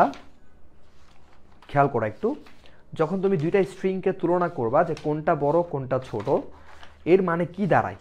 হ্যাঁ, এর মানে হচ্ছে দাঁড়াচ্ছে যে মানে শব্দগুলো ডিকশনারিতে যে সিরিয়ালি আছে, মানে প্রত্যেকটা লেটার, এই যে আমার হুমায়ুন এই ওয়ার্ডের মধ্যে এবং হুমায়ুন স্যার এটার মধ্যে, এই সেন্টেন্সটার মধ্যে, মানে এই স্ট্রিংটা এবং এই স্ট্রিংটা, দুইটা স্ট্রিংয়ের মধ্যে আমার শব্দগুলো ডিকশনারিতে যে সিরিয়ালি আছে, সেই সিরিয়াল অনুসারে যেই স্ট্রিংটা আগে থাকবে সেটা হচ্ছে ছোট, আর যেই স্ট্রিংটা পরে থাকবে সেটা হচ্ছে বড়। ঠিক আছে? তো যখন তুমি দুইটা স্ট্রিংয়ের মধ্যে কোনটা বড় কোনটা ছোট সেটা বের করবা, এটা আসলে চেক করা হয় এভাবে যে ডিকশনারিতে দুইটা স্ট্রিংয়ের মধ্যে যেই স্ট্রিংয়ের ক্যারেক্টারগুলো, যেই স্ট্রিংয়ের লেটারগুলো আবিধানিক, মানে আবিধানিক বলতে বুঝছো তো, মানে ডিকশনারিতে শব্দগুলো যে সিরিয়ালি থাকে, ডিকশনারিতে স্ট্রিংয়ের শব্দগুলো যে সিরিয়ালি থাকে, মানে ডিকশনারিতে শব্দগুলো যে সিরিয়ালে থাকবে সেই সিরিয়াল অনুসারে যেই স্ট্রিংটা, যে ওয়ার্ডটা, যে সেন্টেন্সটা, ওয়ার্ড বা সেন্টেন্সকে স্ট্রিং বলা হচ্ছে, যেটা আগে আসবে সেটা ছোট, আর যেই স্ট্রিংটা পরে আসবে, শব্দগুলো ডিকশনারিতে যেই সিরিয়ালি থাকবে সেই সিরিয়াল অনুসারে যেটা পরে আসবে সেটা হচ্ছে বড়। ঠিক আছে? এটা মাথায় রাখবা। আরও বেশ কিছু বিষয় আছে, সেটা আমাদের এখন প্রয়োজন নাই। আচ্ছা, আমাকে সাবিনা বলছে ইউটিউব থেকে, রিয়াদ বলছে ইউটিউব থেকে, বাহ, সবাই তো ইউটিউব থেকে, ফেসবুক। আচ্ছা, যাই হোক, তাহলে আশা করি তোমাদের কাছে এই ব্যাপারটা ক্লিয়ার। তো ছোট করে আরেকটু বলি, এই যে strlen এই ফাংশনটা আমরা ইউজ করব কিসের জন্য? স্ট্রিংয়ের দৈর্ঘ্য পরিমাপ করার জন্য, অর্থাৎ স্পেস সহ কতটা ক্যারেক্টার আছে। আর strcmp এই ফাংশনটা আমরা ইউজ করব দুইটা স্ট্রিংয়ের মধ্যে কোনটা বড় কোনটা ছোট সেটা বের করার জন্য। এখানে বড় ছোট বলতে দৈর্ঘ্য বড় ছোট এটা না, মূলত হচ্ছে ডিকশনারিতে শব্দগুলো যে সিরিয়ালে আছে সেই সিরিয়ালের মধ্যে যে স্ট্রিংটা আগে থাকবে সেটা হচ্ছে মূলত ছোট, আর যেটা পরে থাকবে সেটা হচ্ছে বড়। এ হচ্ছে কথা। ঠিক আছে? আচ্ছা, এবার আসো যে আমরা এই যে এখানে চারটা লাইব্রেরি আমরা দেখতে পাচ্ছি। একটা হচ্ছে stdio.h লাইব্রেরি আমরা দেখতে পাচ্ছি।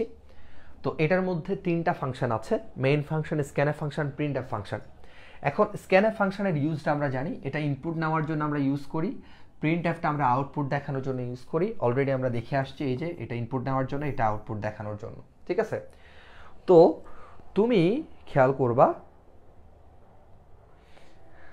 আচ্ছা, খাদিজা বলতেছে আপনি খুব ভালো বুঝান স্যার। আচ্ছা, যাক, আলহামদুলিল্লাহ, দোয়া করবা যাতে করে আরও বেশি বুঝাইতে পারি। ঠিক আছে? আচ্ছা, দেখো তাহলে একটা বিষয় হচ্ছে এই যে স্ক্যানএফ, প্রিন্টএফ, মেইন ফাংশন। তো ব্যাপারটা হচ্ছে কি, দেখো, মানে অনেক ক্ষেত্রে হয় না যে তুমি যার খাবা তার গুণগান তোমার গাইতে হবে। হ্যাঁ, তুমি একটা জায়গায় চাকরি করো, তো চাকরি করতে হলে তোমার কিন্তু ওই চাকরি করতে গিয়ে তোমার যে বস বা তোমার যে অফিস, তোমার যে কোম্পানি, সেই কোম্পানির গুণগান কিন্তু তোমার গাইতে হবে। ঠিক আছে? তো ব্যাপারটা অনেকটা এরকম, তুমি যখন তোমার প্রয়োজনে ফাংশনগুলোকে ইউজ করবা, ওই ফাংশনগুলা যে লাইব্রেরির মধ্যে আছে সেই লাইব্রেরিটাকে আগে ইনক্লুড করতে হবে। ঠিক আছে? যেমন তুমি স্ক্যানএফ, প্রিন্টএফ, হ্যাঁ, স্ক্যানএফ, প্রিন্টএফ, মেইন ফাংশন, এগুলো তুমি ইউজ করতেছো প্রোগ্রামে তোমার প্রয়োজনে, যেমন স্ক্যানএফটা ইনপুট নেওয়ার জন্য, প্রিন্টএফটা আউটপুট দেখানোর জন্য। হ্যাঁ, তারপর বেসিক স্ট্রাকচারের মধ্যে মেইন ফাংশনটা আছে। তো তুমি যখন এগুলো ইউজ করবা, তখন এগুলো যেহেতু তোমার ইউজ করতে হবে, এর জন্য এই ফাংশনগুলো যে লাইব্রেরির মধ্যে আছে সেই লাইব্রেরিটাকে তোমার আগে হ্যাশ ইনক্লুড দিয়ে ইনক্লুড করে নিতে হবে, অ্যাঙ্গেল ব্র্যাকেটের মধ্যে ইনক্লুড করতে হবে। তাহলে তুমি যদি তোমার প্রয়োজনে পাওয়ার ফাংশনটা ইউজ করো, পাও ফাংশনটা, তুমি যদি রুটের কাজ করার জন্য এসকিউআরটি ফাংশনটা ইউজ করো, হ্যাঁ, তাহলে তোমার এই ফাংশনগুলো ইউজ করতে হলে তোমার কি করতে হবে এখানে, হ্যাঁ তোমার এখানে কি করতে হবে দেখো, আমি একটু মুছে দিই এটা কেমন। তোমার এখানে কি করতে হবে, তোমার প্রয়োজনে তুমি ধরো এই যে এখানে তুমি পাও ফাংশনটা ইউজ করবা, তাহলে পাও ফাংশনটা যে লাইব্রেরির মধ্যে আছে তাকে তোমার এখানে ইনক্লুড করতে হবে, হ্যাশ ইনক্লুড, ঠিক আছে। এই যে maths.h পাও ফাংশনটা maths.h লাইব্রেরির মধ্যে আছে। ধরো তুমি গ্যাচ ফাংশনটা ইউজ করলা, তাহলে গ্যাচ ফাংশনটা ইউজ করতে হলে গ্যাচ ফাংশনটা যে লাইব্রেরির মধ্যে আছে সে লাইব্রেরিকে তোমার এখানে হ্যাশ ইনক্লুড দিয়ে ইনক্লুড করতে হবে, ঠিক আছে। তো তোমার প্রয়োজনে তুমি যে লাইব্রেরির ফাংশন তুমি ইউজ করতেছো ওই লাইব্রেরির ফাংশন যদি তুমি প্রোগ্রামে ইউজ করো, ওই ফাংশনটা যে লাইব্রেরির মধ্যে আছে ওই লাইব্রেরিটাকে প্রথমে হ্যাশ ইনক্লুড দিয়ে এখানে ইনক্লুড করতে হবে। এখন প্রশ্ন হতে পারে, ধরো তুমি যদি টেরা হও তুমি বলবা আমি করব না, কিসে? আচ্ছা, না করলে যেটা হবে, ধরো তুমি ফাংশন ইউজ করছো এখানে, তুমি পাও ফাংশনটা sqrt ফাংশনটা তুমি এখানে ইউজ করলা, হ্যাঁ তুমি এখানে ইউজ করলা, কিন্তু ঘটনা হবে কি দেখো, মানে তুমি যে ফাংশনটা ইউজ করছো সেই ফাংশনটা যে লাইব্রেরির মধ্যে আছে সেটাকে তুমি যদি এখানে ইনক্লুড না করো তাহলে ওই ফাংশনটা কাজ করবে না। তুমি লিখছো ঠিক আছে, কিন্তু সেটা কাজ করবে না, ঠিক আছে। আচ্ছা, তাহলে আমরা যে ফাংশনটা ইউজ করব সেই ফাংশনটা যে লাইব্রেরির মধ্যে থাকবে ওই লাইব্রেরিটাকে এখানে আগে ইনক্লুড করতে হবে। এখন প্রশ্ন হচ্ছে স্যার, তাহলে সি প্রোগ্রামের বেসিক স্ট্রাকচারের মধ্যে আমরা একটা জিনিস পাই, সেটা কি? সি প্রোগ্রামের বেসিক স্ট্রাকচার হচ্ছে এটা যে হ্যাশ ইনক্লুড। আচ্ছা, আমাকে রমজান বলতেছে স্যার আমার প্রশ্নের উত্তর তো দিলেন না, একটু ওয়েট করো বাবা, দিব। stdio.h, হ্যাঁ তারপর মেইন ফাংশন, এটা বেসিক স্ট্রাকচার আর কি, ঠিক আছে, মেইন ফাংশন। হ্যাঁ, এখানে আমরা সমস্ত কোড করব, এখানে মানে সমস্ত কোডিং লাইনগুলো হচ্ছে এখানে করব, সমস্ত কোডিং আমরা এখানে করব, মানে সবগুলো লাইন এখানে লিখব। এখন প্রশ্ন হতে পারে,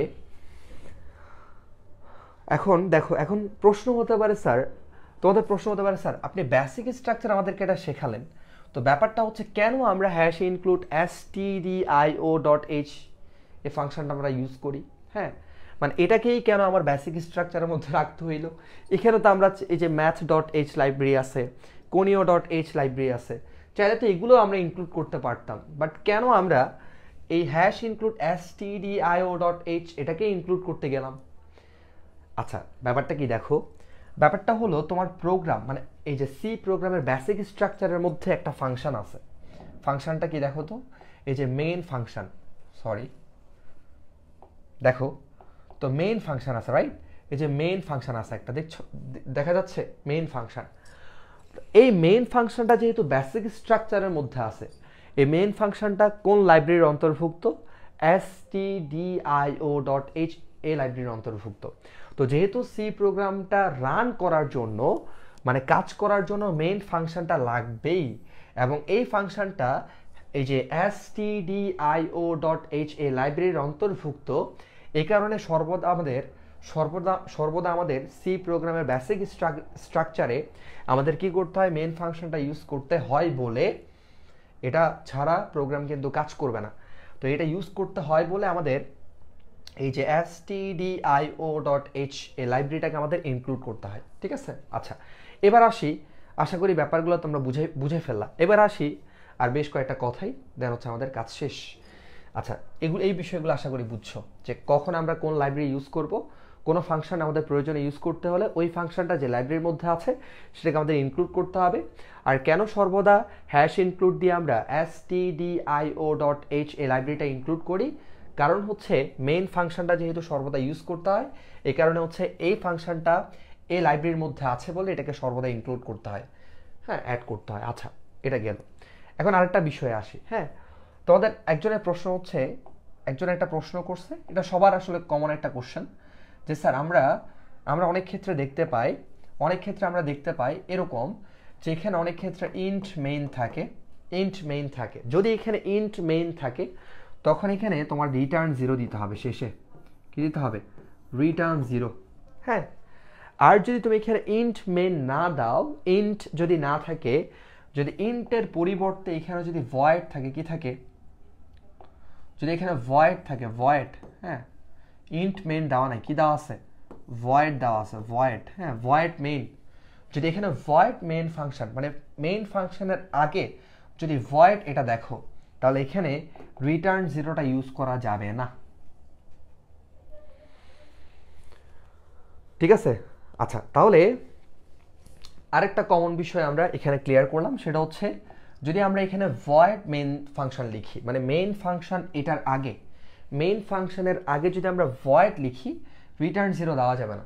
আর যদি আমরা দেখতে পাই যে এখানে কি দিছে, এখানে ইন্ট দিছে, এখানে কি দিছে, এখানে ইন্ট লিখছে, কি লিখছে, ইন্ট লিখছে, তাহলে এখানে অবশ্যই কি দিতে হবে, রিটার্ন জিরো। অনেক সময় প্রোগ্রাম কারেকশন করতে দেয়, তখন কিন্তু এই ব্যাপারগুলো খেয়াল রাখবা। এখানে ভয়েড দিয়ে, ভয়েড মেইন যদি লিখে, মেইন ফাংশনের আগে যদি ভয়েড লিখে, যদি এখানে রিটার্ন জিরো দেয়, তাহলে সেটা ভুল, সেটা তোমার মুছে ফেলতে হবে। আর যদি এখানে ইন্ট মেইন ফাংশন লিখে, মানে মেইন ফাংশনের আগে যদি ইন্ট লিখে, যদি এখানে রিটার্ন জিরো না দেয়, তাহলে সেটা তোমার নিচ থেকে লিখতে হবে। ঠিক আছে, এই ব্যাপারগুলো খেয়াল রাখবা। এখন প্রশ্ন হতে পারে, স্যার আমরা যদি ইন্ট ভয়েড এগুলো কিছু ইউজ না করে শুধুমাত্র মেইন ফাংশন লিখি, তাহলে কি কোনো অসুবিধা আছে? কোনো অসুবিধা নাই, শুধুমাত্র মেইন ফাংশন লিখে তুমি করতে পারবে। এখানে এই যে ইন্ট মেইন, তারপর হচ্ছে লাস্টে রিটার্ন জিরো, এগুলো দেওয়ার কোনো প্রয়োজন নাই। যদি আমাদেরকে প্রশ্ন দেয় অসুবিধা নাই, ঠিক আছে। তবে যারা প্রফেশনাল প্রোগ্রামার তারা কিন্তু এগুলো ইউজ করে। ঠিক আছে, আচ্ছা আরেকটা প্রশ্ন, স্যার আমার প্রশ্নটা হলো যে দুটি সমকোণী ত্রিভুজের জন্য সি প্রোগ্রাম, এটা করতে সমস্যা হচ্ছে, এটি একটু সলভ করে দিলে ভালো হবে। এটা তো স্যার আজকে না, যখন আমরা প্রোগ্রাম করব, আজকে আমরা বেসিক নিয়ে কথা বলছি, যখন আমরা প্রোগ্রাম করব তখন এই ব্যাপারগুলো নিয়ে আমরা ডিসকাস করব। ঠিক আছে, আশা করি তখন তোমাদের কাছে এগুলো ক্লিয়ার হয়ে যাবে। তো আমরা আজকে বেসিকের পাশাপাশি সর্বশেষ আমরা যা কিছু শিখলাম সবগুলো অ্যাপ্লাই করে একটা প্রোগ্রাম করব, খুব বেসিক একটা প্রোগ্রাম। তাহলে আমরা দেখতে পারবো যে আসলে আমাদের সব কিছু ঠিক আছে কিনা। তো আমরা একটা কাজ করি, আমরা একটা ত্রিভুজের পরিসীমা বের করার জন্য একটা প্রোগ্রাম করতে পারি। ধরো আমরা একটা প্রোগ্রাম করলাম যেখানে ইউজার চাইলে যে কোনো, ত্রিভুজ না, আমরা আয়তক্ষেত্র নিলাম, ত্রিভুজের পরিসীমা বের করা যাবে, মানে 3টা বাহুর যোগফল, নো প্রবলেম, বাট আমরা আয়তক্ষেত্র নিচ্ছি। হ্যাঁ, তো আমরা একটা প্রোগ্রাম করার চেষ্টা করব, এটার মাধ্যমে যা কিছু আমরা শিখলাম, হ্যাঁ আমরা যা কিছু শিখলাম সেটা হচ্ছে আমরা একটু অ্যাপ্লাই করার চেষ্টা করব। হ্যাঁ, তাহলে আমরা লিখব যে আয়তক্ষেত্রের, খেয়াল করো, হ্যাঁ আয়তক্ষেত্রের পরিসীমা, জাস্ট তোমাদেরকে আমি এতক্ষণ যা শিখলাম সেগুলোর ইউজগুলো দেখানোর জন্য। হ্যাঁ, আয়তক্ষেত্রের পরিসীমা নির্ণয়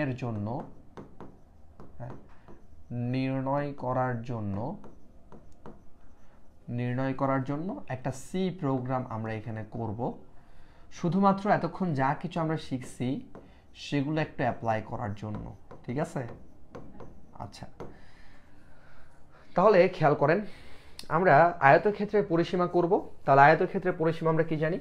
আমরা জানি আয়তক্ষেত্রের দৈর্ঘ্য প্রস্থ আছে। তাহলে সূত্রটা আমরা কি জানি? পরিসীমার সূত্র, আয়তক্ষেত্রের পরিসীমার সূত্র।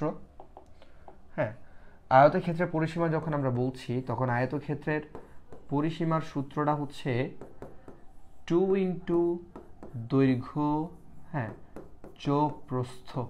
আচ্ছা, আর প্রোগ্রামে তো তুমি বাংলা লিখতে পারবা না, তাই না, ইংলিশ লিখতে হবে। তাহলে আমরা এখানে লিখতে পারি পরিসীমা, এটার জন্য একটা চলক ডিক্লেয়ার করতে পারি। ধর আমরা এখানে একটা চলক নিলাম, এই চলক, হ্যাঁ এই চলক আমরা নিলাম। এরপর 2 ইন্টু দৈর্ঘ্যের জন্য আমরা চলক নিলাম, আমরা দৈর্ঘ্যের জন্য ধরো চলক নিলাম h, হ্যাঁ আমরা নিলাম আর কি, h নিলাম, তুমি চাইলে যে কোনো চলক নিতে পারো। আর প্রস্থের জন্য আমরা একটা চলক নিলাম ধরো w। তাহলে এখন আমরা এটা প্রোগ্রাম করব। তো আমাদের প্রোগ্রামটা হচ্ছে যে কোনো আয়তক্ষেত্রের পরিসীমা যাতে করে বের করা যায়, সূত্রটা তো আমরা এখন শিখে ফেললাম। তাহলে পরিসীমা মানে আমাদের এখানে যে পরিসীমা বের হবে পরিসীমাটাকে আমরা এই চলকের মধ্যে রাখবো। এই কারণে এখানে একটা ইকুয়াল সাইন ইউজ হয়েছে, এটা হচ্ছে অ্যাসাইনমেন্ট অপারেটর, কোন একটা মানকে কোন একটা চলকের জন্য বরাদ্দ করা, কোন একটা চলকের মধ্যে রাখা। ঠিক আছে, আচ্ছা সো চলো প্রোগ্রাম করি। তাহলে আমরা বেসিক স্ট্রাকচারটা আগে লিখে ফেলি, হ্যাশ ইনক্লুড std। আচ্ছা একটা ব্যাপার হচ্ছে, তোমাদের কাছে এগুলো শুধু দেখলে অনেকের কাছে কঠিন মনে হবে, তোমাদের কয়েকবার লিখে লিখে প্র্যাকটিস করতে হবে, বুঝছো? তাহলে দেখবে একদম সহজ, লিখে লিখে প্র্যাকটিস করবা। হ্যাঁ, আচ্ছা এরপর দেখো হ্যাশ ইনক্লুড stdio.h, এটা জাস্ট হচ্ছে তোমাদেরকে একটা ধারণা দেওয়ার জন্য, বুঝছো? বাট আমরা পরবর্তীতে প্রত্যেকটা প্রোগ্রামের flow chart, algorithm, C program একদম ডিটেল করব, নো টেনশন, ঠিক আছে? আচ্ছা, এরপর মেইন ফাংশন, ঠিক আছে, বেসিক স্ট্রাকচার। আচ্ছা, এরপর আমি কিন্তু কোনো এখানে ইন্ট মেইন ফাংশন লিখি নাই, জাস্ট মেইন ফাংশন লিখছি। ওকে, ইন্ট লিখলে কি করতে হবে, শেষে রিটার্ন 0 দিতে হবে, এটা হচ্ছে কথা। আর ভয়েড মেইন ফাংশন লিখলে তখন রিটার্ন 0 দেওয়া যাবে না। আচ্ছা, এবার আসো, আমাদের প্রথম লাইনটা হচ্ছে, আচ্ছা একটু খেয়াল করো, আমাদের ব্যাপারটা হলো কি দেখো, প্রথম আমাদের কি করতে হবে, ভ্যারিয়েবল ডিক্লেয়ার করতে হবে। তো আমরা এমন একটা প্রোগ্রাম করব যেখানে শুধু পূর্ণ সংখ্যা ইনপুট যাবে, মানে ভগ্নাংশ না, শুধু পূর্ণ সংখ্যা। তাহলে আমরা এখানে ইন্ট দিলাম, ইন্ট। আমাদের এখানে চলক হচ্ছে, যেহেতু পরিসীমা বের করব, দৈর্ঘ্য হচ্ছে h, প্রস্থ হচ্ছে w। ওকে, তাহলে h w এগুলো হচ্ছে ইনপুট, এবং এগুলোকে ক্যালকুলেট করে আমরা কি করব, মানটাকে এই চলকের মধ্যে রাখবো। তো আউটপুটের জন্য চলক দিলাম a। আচ্ছা, এরপর ইনপুট যেগুলো দেওয়া হচ্ছে সেগুলোকে আমরা স্ক্যানএফ ফাংশনের সাহায্যে ইনপুট নিব। এখানে আমি একটা মেসেজ দেখাই, সেটা আমি লিখতেছি না, প্রিন্টএফ দিয়ে কোটেশনের মধ্যে এন্টার দ্য ভ্যালু, এরকম একটা মেসেজ তুমি চাইলে দেখাইতে পারো, এটা কোনো অসুবিধা নেই। প্রিন্টএফের মধ্যে তুমি যা লিখবা, বুঝছো, প্রিন্টএফ এই ফাংশনটা ইউজ করে কোটেশনের মধ্যে তুমি যা লিখবা তাই আউটপুটে আসবে, যে কথাগুলো লিখবা। হ্যাঁ, তাহলে এন্টার দ্য ভ্যালু, এটা তাহলে তুমি লিখতে পারো, এন্টার দ্য ভ্যালু ইকুয়াল, এই যে তুমি যে এটা লিখছো এই লেখাটা আউটপুটে দেখাবে ইকুয়াল সহ, এন্টার দ্য ভ্যালু ইকুয়াল সহ আউটপুটে দেখাবে। এটা দেখলে ইউজার বুঝবে যে আমার কিছু একটা ইনপুট দিতে হবে। তো তিনি দৈর্ঘ্য এবং প্রস্থ ইনপুট দিবে, সেই ইনপুটগুলোকে আমরা রিসিভ করব স্ক্যানএফ ফাংশনের সাহায্যে। আমরা এটা রিসিভ করব। যেহেতু আমাদের এখানে ইনপুট আউটপুটের জন্য ডেটা টাইপ হচ্ছে পূর্ণ সংখ্যা, দুইটা ইনপুট, যেহেতু স্ক্যানএফ ফাংশনের সাহায্যে ইনপুট আমরা নেই, আমরা ইনপুট যেহেতু নিব দুইটা এবং ডেটা টাইপ হচ্ছে ইন্ট, তাহলে আমাদের এখানে কি হবে, %d দুইটা। হ্যাঁ, এরপর কোটেশন শেষ করে আমরা কি করব, কমা দিব, কমা। এখন ইনপুট যেটা দিচ্ছে, ধরো h এর মানে ইনপুট দেওয়া হলো 12, তাহলে h এর যে মানটা প্রথমে ইনপুট দিল 12টা, সেটা h চলকের মধ্যে রাখার জন্য আমার অ্যাড্রেস করতে হবে, অ্যাম্পারস্যান্ড সাইনটা ইউজ করে প্রথম ইনপুটটা এই চলকে ঢুকবে। দ্বিতীয় ইনপুট দিল মনে করো হচ্ছে তোমার দ্বিতীয় ইনপুট দিল 7, সেটা w চলকের মধ্যে ঢুকবে, সেটা আমাদের অ্যাড্রেস করতে হবে %w, ঠিক আছে? এরপর সেমিকোলন, প্রত্যেকটা লাইনের পরে সেমিকোলন আমি দিচ্ছি। তাহলে ইনপুট নিয়ে ফেললা, ভ্যারিয়েবল ডিক্লেয়ার করলা, একটা মেসেজ দেখালা, ইনপুট নিলা, এখন তুমি কি করবা, প্রসেস করবা, এই যে এটা। হ্যাঁ, তাহলে তুমি লিখবা a equal 2 × h plus w। হ্যাঁ, প্রসেস করলা, ইনপুট যেগুলো আসছে h এবং w এর মান, সেই দুইটা যোগ হয়ে 2 দ্বারা হচ্ছে গুণ হবে। আচ্ছা সরি, এখানে একটা কারেকশন করতে হবে, এখানে তুমি এভাবে লিখলে ইনটুটা হবে না, ইনটুটা এভাবে লিখতে হবে, খেয়াল করো, তোমার লিখতে হবে a ইকুয়াল 2 × এই যে ইনটুর জন্য এই চিহ্নটা ইউজ করতে হবে, প্রোগ্রামে ইনটুর জন্য এই চিহ্নটা ইউজ করতে হবে। হ্যাঁ, এখানে আমি এভাবে লিখছি, এটা ইনটু তুমি বুঝে যাচ্ছ, বাট প্রোগ্রামকে বুঝিয়ে দিতে হবে, ইনটুটা এভাবে লিখতে হবে। তাহলে h এবং w এর মানটা যোগ হয়ে 2 এর সাথে গুণ হলে আমাদের পরিসীমা বের হয়ে যাবে। যেই দৈর্ঘ্য এবং প্রস্থ তিনি ইনপুট দিছে সেটার উপর ভিত্তি করে পরিসীমা আমাদের এখানে এই লাইনে বের হয়ে যাবে। পরিসীমাটা বের হয়ে এই চলকের মধ্যে ঢুকবে, সেটাকে আউটপুট আমাদের দেখাতে হবে। তার আউটপুটের জন্য প্রিন্টএফ ফাংশনটা, আমরা যে ফাংশনগুলো ইউজ করতেছি সেটার লাইব্রেরি কিন্তু উপরে ইনক্লুড করা আছে, তাহলে ইউজ করতে আমরা পারবো, সমস্যা নেই। হ্যাঁ, ওকে, তাহলে এই একটা আউটপুট আসবে এবং সেটার ডেটা টাইপ হচ্ছে ইন্ট। ওকে, কারণ এখানে ইনপুট আউটপুট সবার জন্যই ডেটা টাইপ হচ্ছে ইন্ট। তো আমরা এখানে কি দিব, %d দিব। ওকে, কমা দিয়ে কাকে দেখাবো, আউটপুটে যাবে এই চলকটা, মানে এর মধ্যে যে মানটা আছে সেটা। ওকে, এখানে কিন্তু কোনো অ্যাম্পারসেন্ট দেওয়া যাবে না, অর্থাৎ আউটপুটের ক্ষেত্রে কোনো অ্যাম্পারসেন্ট সাইনটা ইউজ করা যায় না। এটা শুধুমাত্র ইনপুটের চলকের জন্য যে মানগুলো দেওয়া হলো, সে মানগুলো কোন কোন চলকে ঢুকবে সেটা অ্যাড্রেস করার জন্য। ওকে, শেষ প্রোগ্রাম, দি এন্ড, ঠিক আছে, শেষ করে ফেললাম। তো আজকে আমরা সি প্রোগ্রামের একদম বেসিক নিয়ে খুঁটিনাটি জানার চেষ্টা করলাম। যদি তোমাদের কোনো সমস্যা থাকে অবশ্যই তোমরা সেটা আমাকে পরবর্তীতে বলবা, আমার ইউটিউবে ক্লাসটা আপলোড করব পরে। যারা ইউটিউবে ক্লাসটা দেখবা তোমরা হচ্ছে কোনো সমস্যা থাকলে আমাকে বলবা, আমি সেটা পরের ক্লাসে ক্লিয়ার করার চেষ্টা করব। তাহলে পরের ক্লাস থেকে আমাদের প্রোগ্রাম শুরু হচ্ছে। আমরা প্রোগ্রামকে 3টা সেকশনে ভাগ করব। প্রথমে আমরা দেখব যোগফল, বিয়োগফল, ক্ষেত্রফল এই বিষয়গুলো সম্পর্কে। পরে আমরা কন্ডিশনাল স্টেটমেন্ট নিয়ে কথা বলবো। এরপরে আমরা লুপ নিয়ে কথা বলবো, গসাগু, লসাগু এবং জাম্পিং স্টেটমেন্ট এবং অ্যারে এই বিষয়গুলো নিয়ে আলোচনা করব। ঠিক আছে, আজকে এই পর্যন্ত। পরের ক্লাসে দেখা হচ্ছে ইনশাআল্লাহ। আল্লাহ হাফিজ।